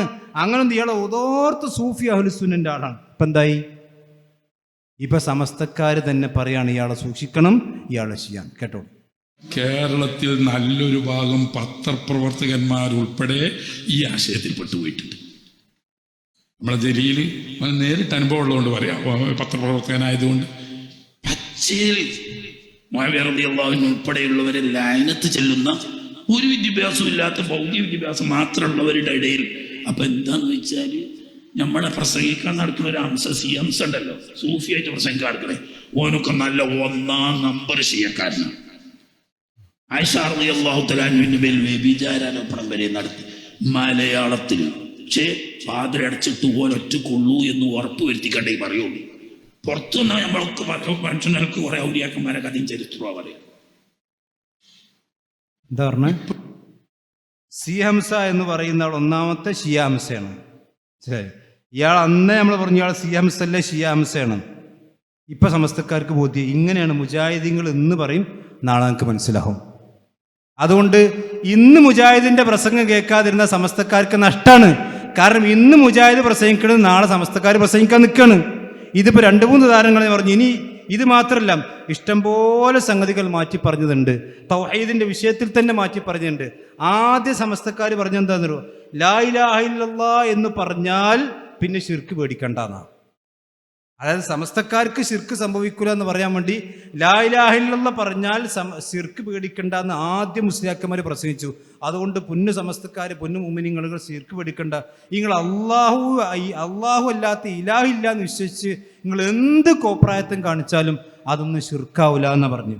ഇപ്പം മാറിയിട്ട് പറയാണ് ഈ സമസ്ത കുരുവട്ടൂരികൾ നൗഷാദ് ഹസന്റെ ടീമും മൊത്തം മുശിരിക്കാണ് എന്നാ AP സമസ്തന്റെ പേരോടൊക്കെയുള്ള ആളുകളുടെ വാദം. എന്ത് ഇപ്പൊ ലാ ഇലാഹ ഇല്ലല്ലാഹ് മുഹമ്മദ് റസൂൽ അംഗീകരിക്കുന്ന നൗഷാദ് ഹസനി എന്ന് പറയുന്ന ആള് എങ്ങനെ മുശിരിക്കായത്? അന്ന് തന്നെ മുജാഹിദുകൾ പറഞ്ഞു ലാ ഇലാഹ ഇല്ലല്ലാഹ് പറഞ്ഞാലും ശിർക്ക് വരും, ലാ ഇലാഹ ഇല്ലല്ലാഹ് പറഞ്ഞാൽ വ്യഭിചാരം സംഭവിക്കുമെങ്കിൽ, കളവ് സംഭവിക്കുമെങ്കിൽ, കൊലപാതകം സംഭവിക്കുമെങ്കിൽ, പലിശ സംഭവിക്കുമെങ്കിൽ അതുപോലെ ശിർക്കും സംഭവിക്കും എന്ന് പറഞ്ഞപ്പോൾ അന്ന് എതിർത്തു നിങ്ങൾ. ഇന്നത് അംഗീകരിക്കുന്ന അവസ്ഥയിലേക്ക് എത്തി. അതുപോലെ പണ്ട് പറഞ്ഞ ഞങ്ങൾ കൊടുത്ത കഴിവെന്നാണ്. ഇപ്പം നേരത്തെ നിങ്ങൾ ഖലീൽ തങ്ങളെ ക്ലിപ്പ് കേട്ടല്ലോ. ആ അമ്പിയാക്കന്മാർക്ക് ഒരുപാട് കഴിവുകൾ കൊടുത്തിട്ടുണ്ട്. വല്ലാഹു യർസുഖു മൻ യശാഉ ബിഗൈരി ഹിസാബ്. ഇപ്പം പേരോട് പറഞ്ഞ എന്താ അറിയോ? ആ ക്ലിപ്പുണ്ടോ? കൊടുത്ത കഴിവ് എന്ന് പറയാൻ പാടില്ല, കൊടുക്കുന്ന കഴിവ് എന്ന് പറയണം. എന്ന് പറഞ്ഞാൽ അന്ന് മുജാഹിദികൾ പറഞ്ഞു ഒരു കഴിവും ആർക്കും കൊടുത്തിട്ടില്ല, അള്ളാഹുവിൻ്റെ കഴിവ് ആർക്കും അല്ലാഹ് കൊടുക്കുകയില്ല എന്ന് ആയത്തോതി ഹദീസോതി ഈ സമുദായത്തെ മുജാഹിദികൾ പഠിപ്പിച്ചു. അന്ന് സമസ്തക്കാർ പറഞ്ഞില്ല കൊടുത്തിട്ടുണ്ട്, വല്ലാഹു യർസുഖു മൻ യശാഉ ബിഗൈരി ഹിസാബ്. ഇപ്പൊ പേര് പറയുന്നവരും കൊടുത്ത കഴിവ് എന്ന് പറയാൻ പാടില്ല, കൊടുക്കുന്ന കഴിവ് എന്ന് പറയണം. മാറി. അതുകൊണ്ട് സമസ്തക്കാർ പറയുന്നത് വെച്ച് ഇന്ന് മുജാഹിദിന്റെ പ്രസംഗം കേട്ടാൽ ഇന്ന് പരലോകത്ത് രക്ഷപ്പെടാം. കാരണം ഇന്ന് മുജാഹിദ് പ്രസംഗിക്കണം, നാളെ സമസ്ത പ്രസംഗിക്കും. ഉണ്ടോ ആ ക്ലിപ്പ്? ഞാൻ എൻ്റെ വാക്കുകൾ നിർത്തുന്നു. ഈ അടുത്ത് എൻ്റെ ചില പ്രസംഗത്തിൽ ഞാൻ പറഞ്ഞിരുന്നു, അല്ലാഹു സുബ്ഹാനഹു വ തആലയാണ് എല്ലാം ഇവിടെ സൃഷ്ടിക്കുന്നവൻ. അത് അഹ്ലുസുന്നത്തി വൽ ജമാഅത്തിന്റെ ആശയമാണ്. മുഅ്തസിലത്തിന്റെ ആശയം, ഖദരിയ്യത്തിന്റെ ആശയം അങ്ങനെയല്ല.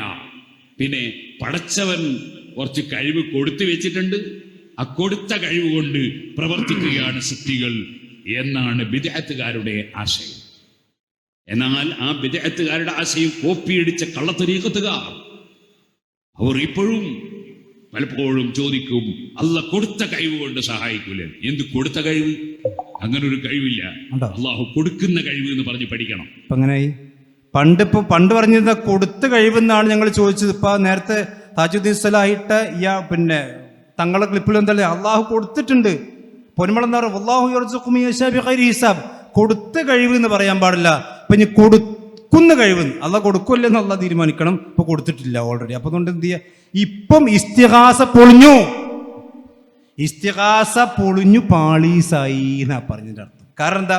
ഇസ്തിഗാസ നിൽക്കണേന് എന്തെന്നെ അള്ളാഹ് അവർക്ക് കഴിവ് കൊടുത്തിട്ടുണ്ട്, അത് നിങ്ങൾ ചോദിക്കണം. അതാണ് ഇസ്തിഗാസ എന്ന് പറഞ്ഞത്. ഇപ്പൊ പേരോട് പറഞ്ഞെന്താ? അങ്ങനെ കഴിവ് കൊടുത്തിട്ടില്ല. അപ്പൊ നിങ്ങൾ ചോദിക്കുമ്പോൾ കഴിവ് കൊടുക്കുമെന്ന് പറയാൻ പറ്റൂല.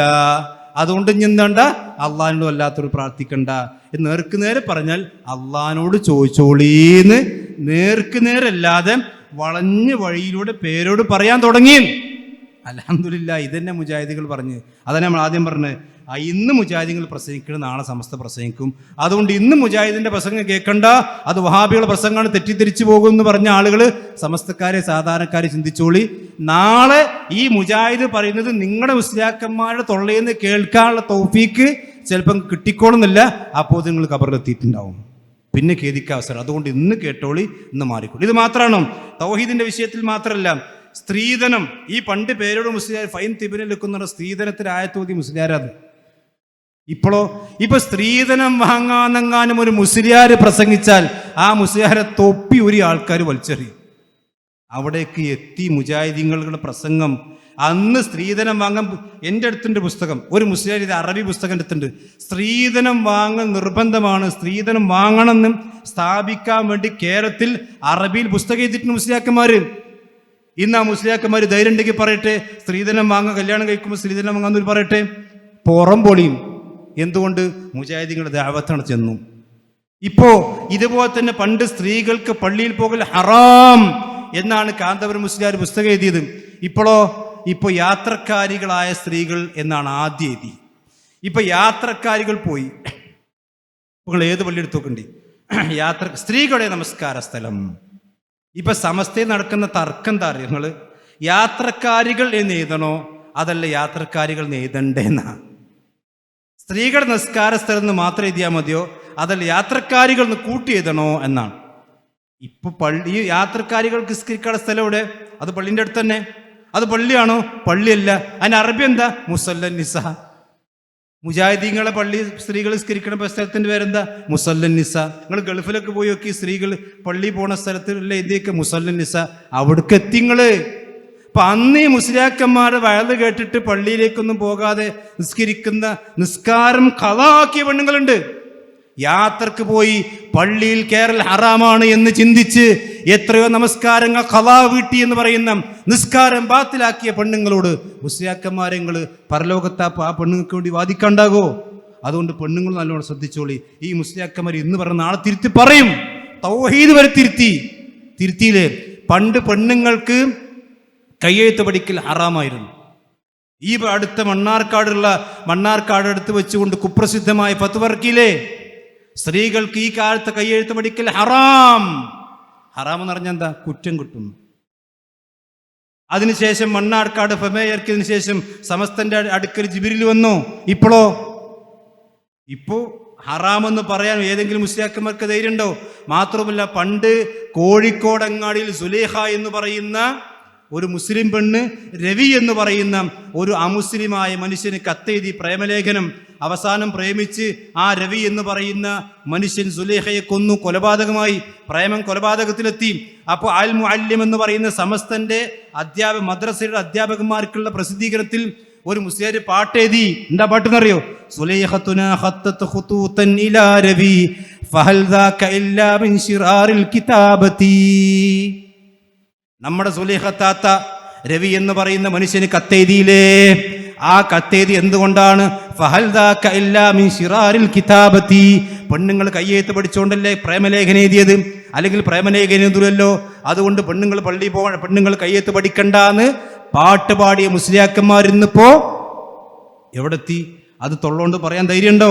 അന്ന് ആ മുസ്ലിയാക്കന്മാരെ പ്രസംഗം കേട്ടുകൊണ്ട് കയ്യെഴുത്ത് പഠിക്കുന്ന മാറുന്ന പെണ്ണുങ്ങളെ ഇന്ന് പോലുണ്ടോ?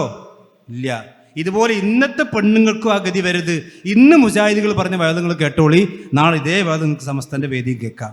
ഇനി പെണ്ണുങ്ങൾക്ക് കയ്യെഴുത്ത് പഠിക്കൽ മാത്രമല്ല, ഖുർആൻ പരിഭാഷനെ പറ്റി എന്താ സമസ്ത പറഞ്ഞിരുന്നത്? ഖുർആൻ പരിഭാഷ ഹറാമാണ് എന്ന് സമസ്തന്റെ സെക്രട്ടറി ഫത്വ ഉറപ്പിച്ചത് മാത്രമല്ല, കൂറ്റിനാട് മുസ്ലിയാർ ഖുർആൻ പരിഭാഷ എഴുതിയപ്പോ അയാൾ കാഫറാണെന്ന് പറഞ്ഞില്ലേ? ഈ മാത്രമല്ല, ഇ.കെ. മുസ്ലിയാർ തഹദീറുൽ ഇഖ്വാൻ മിൻ തർജുമത്തുൽ ഖുർആൻ എന്ന് പറയുന്ന ഒരു പുസ്തകം മലയാളത്തിൽ എഴുതി. ഖുർആൻ പരിഭാഷയ്ക്കെതിരെ പുസ്തകം എഴുതിയ ആളുകളാണ് സമസ്തക്കാര്. ഇന്നത്തെ ചെറുപ്പക്കാർക്ക് അതൊന്നും ഓർമ്മ ഉണ്ടാവില്ല, സമസ്തക്കാർക്ക് തന്നെ ഓർമ്മ ഉണ്ടാവില്ല.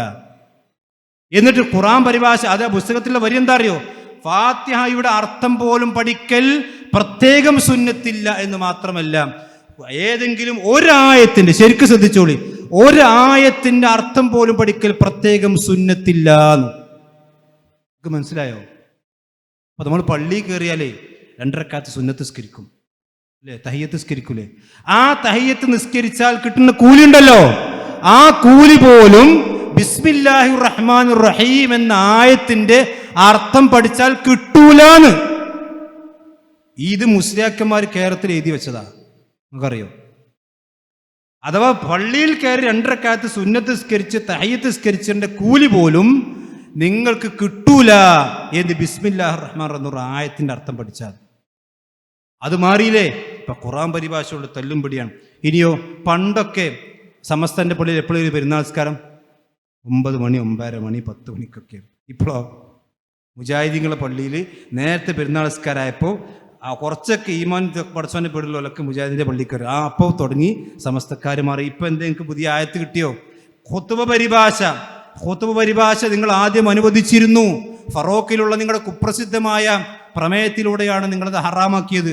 അന്ന് എനിക്ക് ഓർമ്മയുണ്ട്, എൻ്റെ അങ്ങാടിയിലെ പള്ളിയിൽ അറബി ഓതും മലയാളം ഓതും. ഇപ്പൊ മഞ്ചേരി പള്ളികൾ പോയി നോക്കി, മഞ്ചേരി സെൻട്രൽ ജുമാ മസ്ജിദിൽ അവിടെ മലയാളത്തിൽ സമസ്തക്കാർ അംഗീകരിക്കുന്ന പള്ളിയാണത്. അവിടെ മുജാഹിദ് എന്നല്ല ഖുത്ബ നടത്തുന്നത്. ഇപ്പൊ മുജാഹിദിന്റെ ഈ സമസ്തന്റെ അറബി മാത്രം കേട്ടാൽ ദീന് പഠിക്കൂല എന്ന് മനസ്സിലാക്കി ചെറുപ്പക്കാരൊക്കെ മുജാഹിദിന്റെ പള്ളിക്ക് വരാൻ തുടങ്ങി. അപ്പം എന്തായി? ഖുതുബന്റെ മുമ്പൊരു ഖുതുബ, പിന്നെ ഖുതുബയ്ക്ക് ഇറങ്ങിയിട്ട് പിന്നെയും ഖുതുബ. ഇത് നിങ്ങൾക്ക് ഇവിടുന്ന് റസൂലുള്ളാഹി സ്വല്ലല്ലാഹു അലൈഹി വസല്ലം ജുമാ ദിവസം 3 ഖുതുബ നടത്തിയിട്ടുണ്ടോ? 2 ഖുതുബ മിമ്പർമ നടത്തിയിട്ടുണ്ട്. ആ 2 പിന്നെ റസൂൽ നടത്തിയ 2 ഖുതുബ മിമ്പർമെന്നല്ലാതെ താഴ്ത്തുനിന്ന് 2 ഖുതുബ ഒരു തെളിവ് മുസ്ലിയാക്കന്മാർക്കുണ്ടോ? അത് നിൽക്കും ഇൻഷാ അല്ലാ. അപ്പൊ ആ മിമ്പറിന്റെ ചോട്ട് എന്ന് പറഞ്ഞ ഖുതുബ ഇൻഷാ അല്ലാ ബിഇദ്നില്ല അടുത്ത കാലം കൊണ്ട് ആ മോൾക്ക് കയറും. വേറെ തർക്കമൊന്നുമില്ല. ഇങ്ങനെ ഓരോന്നറിയും. പണ്ട് ഇംഗ്ലീഷ് നരകത്തിലെ ഭാഷയായിരുന്നു. നിങ്ങൾക്കറിയോ, മായൻ എന്ന് പറയുന്ന ഒരു മനുഷ്യൻ തലശ്ശേരിയിൽ തൻ്റെ മകളെ ഇംഗ്ലീഷ് പഠിപ്പിക്കാൻ വേണ്ടി ഇംഗ്ലീഷ് സ്കൂൾ ചേർത്തപ്പോൾ ആ മായൻ കാഫറാണ് എന്ന് ഫത്വ കൊടുത്ത ആൾക്കാരാണ് സമസ്തക്കാർ. ഇപ്പൊ സമസ്ത സെന്റിനറി മലയാളമാണ് ഇംഗ്ലീഷാണെങ്കിൽ തീരുമാനിച്ചോളി. സമ്മേളനത്തിന്റെ പേരെന്നെ ഇംഗ്ലീഷാ. SSF, SKSSF, എന്തൊക്കെ ഫുൾ ഇംഗ്ലീഷാ. ഓരോ മുസ്ലിയാക്കന്മാർ ഇംഗ്ലീഷ് കണ്ട പോലെ ബ്രിട്ടൻ എന്നിട്ട് ഇറങ്ങി വന്നാൽ തോന്നും. അമ്മാർ ഇംഗ്ലീഷ് ആയിക്കോട്ടെ, നല്ലതാണ്. പക്ഷെ നരകത്തിലെ ഭാഷ എന്നൊരു കാര്യത്തിൽ നിങ്ങൾ പറഞ്ഞിരുന്നു. അപ്പോൾ പറഞ്ഞു ഞങ്ങൾ ബ്രിട്ടീഷുകാരുടെ വിരോധം കൊണ്ട് പറഞ്ഞാൽ, എന്നാൽ ബ്രിട്ടീഷുകാരുടെ വിരോധം കൊണ്ടല്ല, ബ്രിട്ടീഷുകാർ വൈസ്രോയ്ക്ക് വേണ്ടി നിങ്ങൾ പ്രാർത്ഥിച്ചിട്ടുണ്ട്. മാത്രമല്ല സമസ്തന്റെ ചരിത്രത്തിൽ ഒരു സ്വാതന്ത്ര്യ സമര സേനാനിയെ സമസ്ത 920 ഉണ്ടായിട്ടുണ്ട്, 26 ഉണ്ടായിട്ടുണ്ടല്ലോ. 947 ഇന്ത്യക്ക് സ്വാതന്ത്ര്യം കിട്ടിയത്. ഒരു സ്വാതന്ത്ര്യ സമരം ഇല്ല. അതൊക്കെ ചരിത്രം നിങ്ങൾ മറച്ചു വെക്കരുത്. അപ്പം ചരിത്രത്തിൽ എങ്ങനെ പലതും ഉണ്ടായിട്ടുണ്ട്. ഇങ്ങനെ സഹോദരന്മാരെ ഇങ്ങനെ മാറി ഞാൻ അവസാനിപ്പിക്കാൻ, ഇങ്ങനെ മാറി തൗഹീദിലും മാറ്റം സംഭവിച്ചുകൊണ്ടിരിക്കുന്നുണ്ട്. പക്ഷെ ആ സംഭവിച്ചുകൊണ്ടിരിക്കുമ്പോൾ അതിൽ ഇതൊന്നും അറിയാതെ മുജാഹിദീങ്ങൾ പറഞ്ഞ് കേൾക്കാൻ പാടില്ല, ഒരു പുത്തംവാദികളാണ് എന്നൊക്കെ മുസ്ലിയാക്കന്മാരെ തലയിലേക്ക് അടിച്ചു കയറ്റുന്ന സഹോദരന്മാരെ, ഇവിടെ മുജാഹിദ് പ്രസ്ഥാനത്തെ സംബന്ധിച്ച് ഒരു പുത്തൻവാദവും ഇവിടെ പറയുന്നില്ല. ഇവിടെ അള്ളാഹുവും അവൻ്റെ റസൂലും പഠിപ്പിച്ച യഥാർത്ഥ മാർഗം മാത്രമേ പറയുന്നുള്ളൂ. മുജാഹിദീങ്ങൾ പറയുന്നതിൻ്റെ ചുരുക്കം ഇതാണ്: നിങ്ങളുടെ ജീവിതത്തിൽ ഏത് ഘട്ടത്തിലും, ഏത് പ്രയാസത്തിൻ്റെ സന്ദർഭത്തിലും, ഏത് സന്തോഷത്തിൻ്റെ സന്ദർഭത്തിലും പടച്ചോനെ എന്നല്ലാതെ, അള്ളാഹ് എന്നല്ലാതെ ഒരു വിളി ഉണ്ടാകരുത്. ഇപ്പം ഞാൻ ഇന്നലെ ഒരു വീഡിയോ കണ്ടു. പിന്നെ നിങ്ങൾ കണ്ടിട്ടുണ്ടാവും, ഒരു ബസ്സിൻ്റെ മുമ്പിലേക്ക് ഒരു ചെറിയ കുട്ടി മാതാപിതാക്കൾ അശ്രദ്ധ മൂലം മെയിൻ റോഡിലേക്ക് ഇറങ്ങാൻ. ആ ബസ്സിന് ഡ്രൈവർ ബസ് നിർത്തിയിട്ട് ആ കുട്ടി എടുക്കണം. അപ്പോൾ പെണ്ണ് ബദരീങ്ങളെന്നാണ് വിളിക്കണം. ബസ്സിൻ്റെ മുമ്പിൽ ഇരിക്കുന്ന പെണ്ണുങ്ങൾ. സഹോദരന്മാരെ, മുസ്ലിയാക്കന്മാരെ, നിങ്ങൾ മറുപടി പറയണം. ഈ പാവപ്പെട്ട മുസ്ലിം സമുദായത്തിൽപ്പെട്ട പെണ്ണുങ്ങളെ തൊള്ളയിൽ അള്ളാഹുവേ എന്ന് വിളിക്കേണ്ടതിന് പകരം ബദരീങ്ങളെ നിറച്ചു കൊടുത്ത നിങ്ങൾക്ക് പടച്ചറബിൻ്റെ അടുക്കൽ മാപ്പുണ്ടാകുമോ? നിങ്ങൾ ആലോചിക്കണം. അള്ളാഹ് എന്ന് വിളിക്കേണ്ട സ്ഥലത്ത് ഒരു തൊട്ടിലിങ്ങനെ ആട്ടുമ്പോൾ ലാ ഇലാഹ ഇല്ലല്ലാഹ് എന്ന് പറഞ്ഞ് ഷഹാദത്ത് കലിമ ഇങ്ങനെ ആട്ടും. കുട്ടി അങ്ങോട്ട് വീണ ബദരീങ്ങളെ എന്നാ വിളിക്കുക. അതുവരെ ലാ ഇലാഹ പറഞ്ഞ ആളുകൾ കുട്ടിയാണ് വീണ ബദരീങ്ങൾ. മക്കത്ത് മുശ്രിക്കോ വൈദ അറക്കിബു ഫിൽ ഫുൽകി ദഅവുല്ലാഹ മുഖ്ലിസീന ലഹുദ്ദീൻ. മക്കത്തെ മുശ്രിക്കുകളായ ആളുകളും അവർ സന്തോഷം ഉണ്ടാകുമ്പോഴൊക്കെ ശിർക്ക് ചെയ്യും. പ്രയാസം വന്നാൽ പടച്ചോനിലേക്ക് മാത്രം തിരിയുന്ന. അതുകൊണ്ടല്ലേ ഈ അബൂജഹലിന്റെ മകൻ ഇക്രിമ മുസ്ലിമായത്. മക്കം ഫത്തുവിൻ്റെ അന്ന് റസൂലുള്ളാഹിയുടെ ദേഷ്യം കൊണ്ട് കപ്പൽ കയറി പോകല്ലേ. അപ്പോഴാ കപ്പിത്താൻ പറഞ്ഞ് കപ്പലിങ്ങനെ ആടി, ഇനി ലാത്തിനും മുസ്സനും മനാത്തിനും വിളിക്കണ്ട, പടച്ചോനെ വിളിച്ചോളിയെന്ന്. അപ്പോഴാ ഇക്കിരിമ ബുദ്ധിയുള്ള ഇക്കിരിമ ചിന്തിച്ചത്, പടച്ചോനെ മാത്രം വിളിക്കാനാണെങ്കിൽ എനിക്ക് മുഹമ്മദിന്റെ കൂടെ ചേർന്നാൽ മതിയല്ലോ. അള്ളാഹിനെ വിളിക്കണം, അള്ളാഹിനെ വിളിക്കണം, ഇബ്രാഹിം നബിനെ വിളിക്കണം, ലാത്തിനെ വിളിക്കണം, ഓലെ ആരിപ്പോൾ വിളിക്കണ്ട, നിങ്ങൾ അള്ളാഹിനെ മാത്രം വിളിച്ചോളി എന്ന് പറഞ്ഞാൽ അത് അങ്ങനെയാണെങ്കിൽ ഞാൻ മക്കത്ത് പോയി മുസ്ലിം ആകുക എന്ന് പറഞ്ഞ ആളാണ് ഇക്രിമ റളിയല്ലാഹു അൻഹു. അപ്പൊ സഹോദരന്മാരെ, ഏത് ഘട്ടത്തിൽ നമുക്കൊരു ജിന്നും വേണ്ട, ശൈത്താനും വേണ്ട. അങ്ങനെ ചില ആളുകളൊക്കെ ധരിച്ചു വെച്ചിട്ട് നിങ്ങളൊക്കെ ജിന്നിനോട് പ്രാർത്ഥിക്കുന്നവരല്ലേ എന്നാ. ഇവിടെ അള്ളാഹിനോട് പ്രാർത്ഥിക്കാൻ തന്നെ ആളുകൾക്ക് സമയമില്ല. അള്ളാഹിനോട് പ്രാർത്ഥിക്കുന്നുണ്ടോ? എന്നിട്ട് ഇപ്പൊ ജിന്നിനെ വിളിക്കുന്നു. ഒരു പ്രയാസത്തിന്റെ ഘട്ടത്തിലും യാ ഇബാദല്ലാ എന്നല്ല, യാ അള്ളാ എന്നാ വിളിക്കേണ്ടി. മനസ്സിലായില്ലേ? നമ്മളെ പറ്റി ആരും ഒരു തെറ്റിദ്ധാരണ വിളിക്കണ്ട. നമ്മളൊക്കെ ജിന്നിനെ ആരാധിക്കുന്നവരാണ് എന്നൊക്കെ തെറ്റിദ്ധരിച്ച സാധാരണക്കാരുണ്ടാവും. ചിലപ്പോൾ നമ്മളെ കണ്ടാൽ സലാം പറയാത്ത, നിസ്കാരത്തിനൊരു ഇമാമത്ത് ഇഖാമത്ത് പോലും നിർത്താത്ത, പിന്നെ ഇഖാമത്ത് പോലും കൊടുക്കാൻ പറ്റാത്ത, ഓൻ്റെ പിന്നിലൊക്കെ നിസ്കരിച്ചാൽ നിസ്കാരം ശരിയായി പോകുമോ എന്നൊക്കെ സംശയിക്കുന്ന ആളുകളുണ്ടാവും.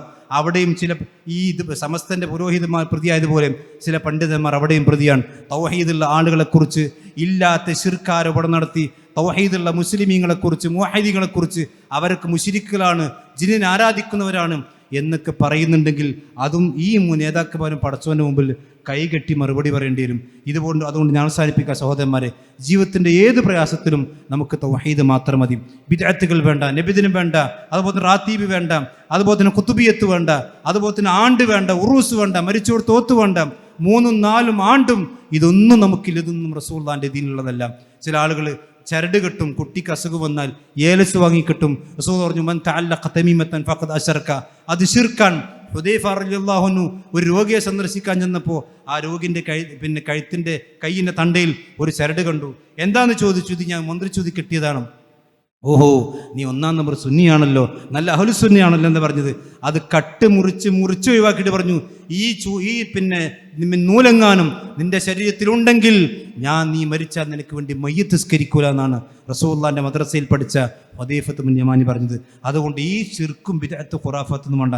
നമ്മൾ പടച്ചോനെ വിളിച്ച് അള്ളാഹുവിനെ ആരാധിച്ച് അള്ളാഹു നമുക്ക് തന്ന നിയമത്തുകളൊക്കെ നൽകി നമ്മുടെ മുമ്പിൽ വരാനിരിക്കുന്നതും ഏറ്റവും അഫ്ളു അയ്യാമി ദുനിയ എന്ന് പ്രവാചകൻ പഠിപ്പിച്ച ദുനിയാവിലെ ഏറ്റവും ശ്രേഷ്ഠകരമായ 13 ദിവസങ്ങളാണ് നമ്മുടെ മുമ്പിൽ വരാനുള്ളതും. അതുകൊണ്ട് കഴിവിൻ്റെ ആളുകൾ നോമ്പ് നിൽക്കാൻ, കഴിയുന്ന ആളുകൾ നോമ്പ് നിൽക്കുക, സ്വതക്കൾ വർദ്ധിപ്പിക്കുക, ദിക്റുകൾ വർദ്ധിപ്പിക്കുക, തക്ബീറുകളും തഹ്ലീലുകളും ലാ ഇലാഹ ഇല്ലല്ലാഹ് സുബ്ഹാനല്ലാഹ് അൽഹംദുലില്ലാഹ് അല്ലാഹു അക്ബർ ഇതൊക്കെ വർദ്ധിപ്പിച്ച് അള്ളാഹുലേക്ക് കൂടുതൽ അടുത്ത് ജീവിതത്തിൻ്റെ ഏറ്റവും പടച്ചവനെ പേടിക്കുന്ന, അള്ളാഹുവുമായിട്ട് നമ്മൾ ഏറ്റവും അടുത്ത് നിൽക്കുന്ന സന്ദർഭത്തിൽ അള്ളാഹു നമ്മെ തിരിച്ചു വിളിക്കുന്ന മഹാസൗഭാഗ്യവാന്മാരിൽ ഉൾപ്പെടാൻ വേണ്ടി നമ്മൾ പ്രയത്നിക്കുക, പ്രാർത്ഥിക്കുക. അള്ളാഹു നമ്മെല്ലാം അനുഗ്രഹിക്കുമാറാവട്ടെ. ലോകത്തിൻ്റെ എവിടെ വെച്ച് മരിച്ചാലും ലാ ഇലാഹ ഇല്ലല്ലാഹ് അടിയുറച്ചു നിന്നും തൗഹീദ് ഉൾക്കൊണ്ടുകൊണ്ട് മരിക്കാൻ ഭാഗ്യം ലഭിക്കുന്ന മഹാസൗഭാഗ്യവാന്മാരിൽ അള്ളാഹു നമ്മെ നമ്മുടെ കുടുംബത്തെയും ഉൾപ്പെടുത്തി അനുഗ്രഹിക്കുമാറാവട്ടെ. മരണാനന്തര ലോകത്ത് റസൂലുള്ളാഹിൻ്റെയും സഹാബത്തിൻ്റെയും ഒക്കെ അയൽവാസികളായി സ്വർഗത്തിൽ കഴിയാനുള്ള മഹാസൗഭാഗ്യം അള്ളാഹു നമുക്ക് നമ്മുടെ കുടുംബത്തിൽ നൽകി അനുഗ്രഹിക്കുമാറാവട്ടെ. നമ്മുടെ മക്കൾക്ക് അള്ളാഹു സുബ്ഹാനഹു വ തആല ഉന്നതമായ വിജയം പരലോകത്തും ഇഹലോകത്തും നൽകി അനുഗ്രഹിക്കുമാറാവട്ടെ. അവരുടെ ഭാവിയെ ശോഭനമാക്കി തീർക്കുമാറാവട്ടെ. ഇസ്ലാമിൻ്റെ മാർഗത്തിൽ ഉറപ്പിച്ചു നിർത്തുന്ന ദീനിന് വേണ്ടി സേവനം ചെയ്യുന്ന മക്കളാക്കി നമ്മുടെ എല്ലാവരുടെയും മക്കൾ അള്ളാഹു മാറ്റി തീർക്കുമാറാവട്ടെ. ربنا تقبل منا إنك أنت السميع العليم وتب علينا إنك أنت التواب الرحيم آمين آمين برحمتك يا أرحم الراحمين وصلى الله على نبينا محمد.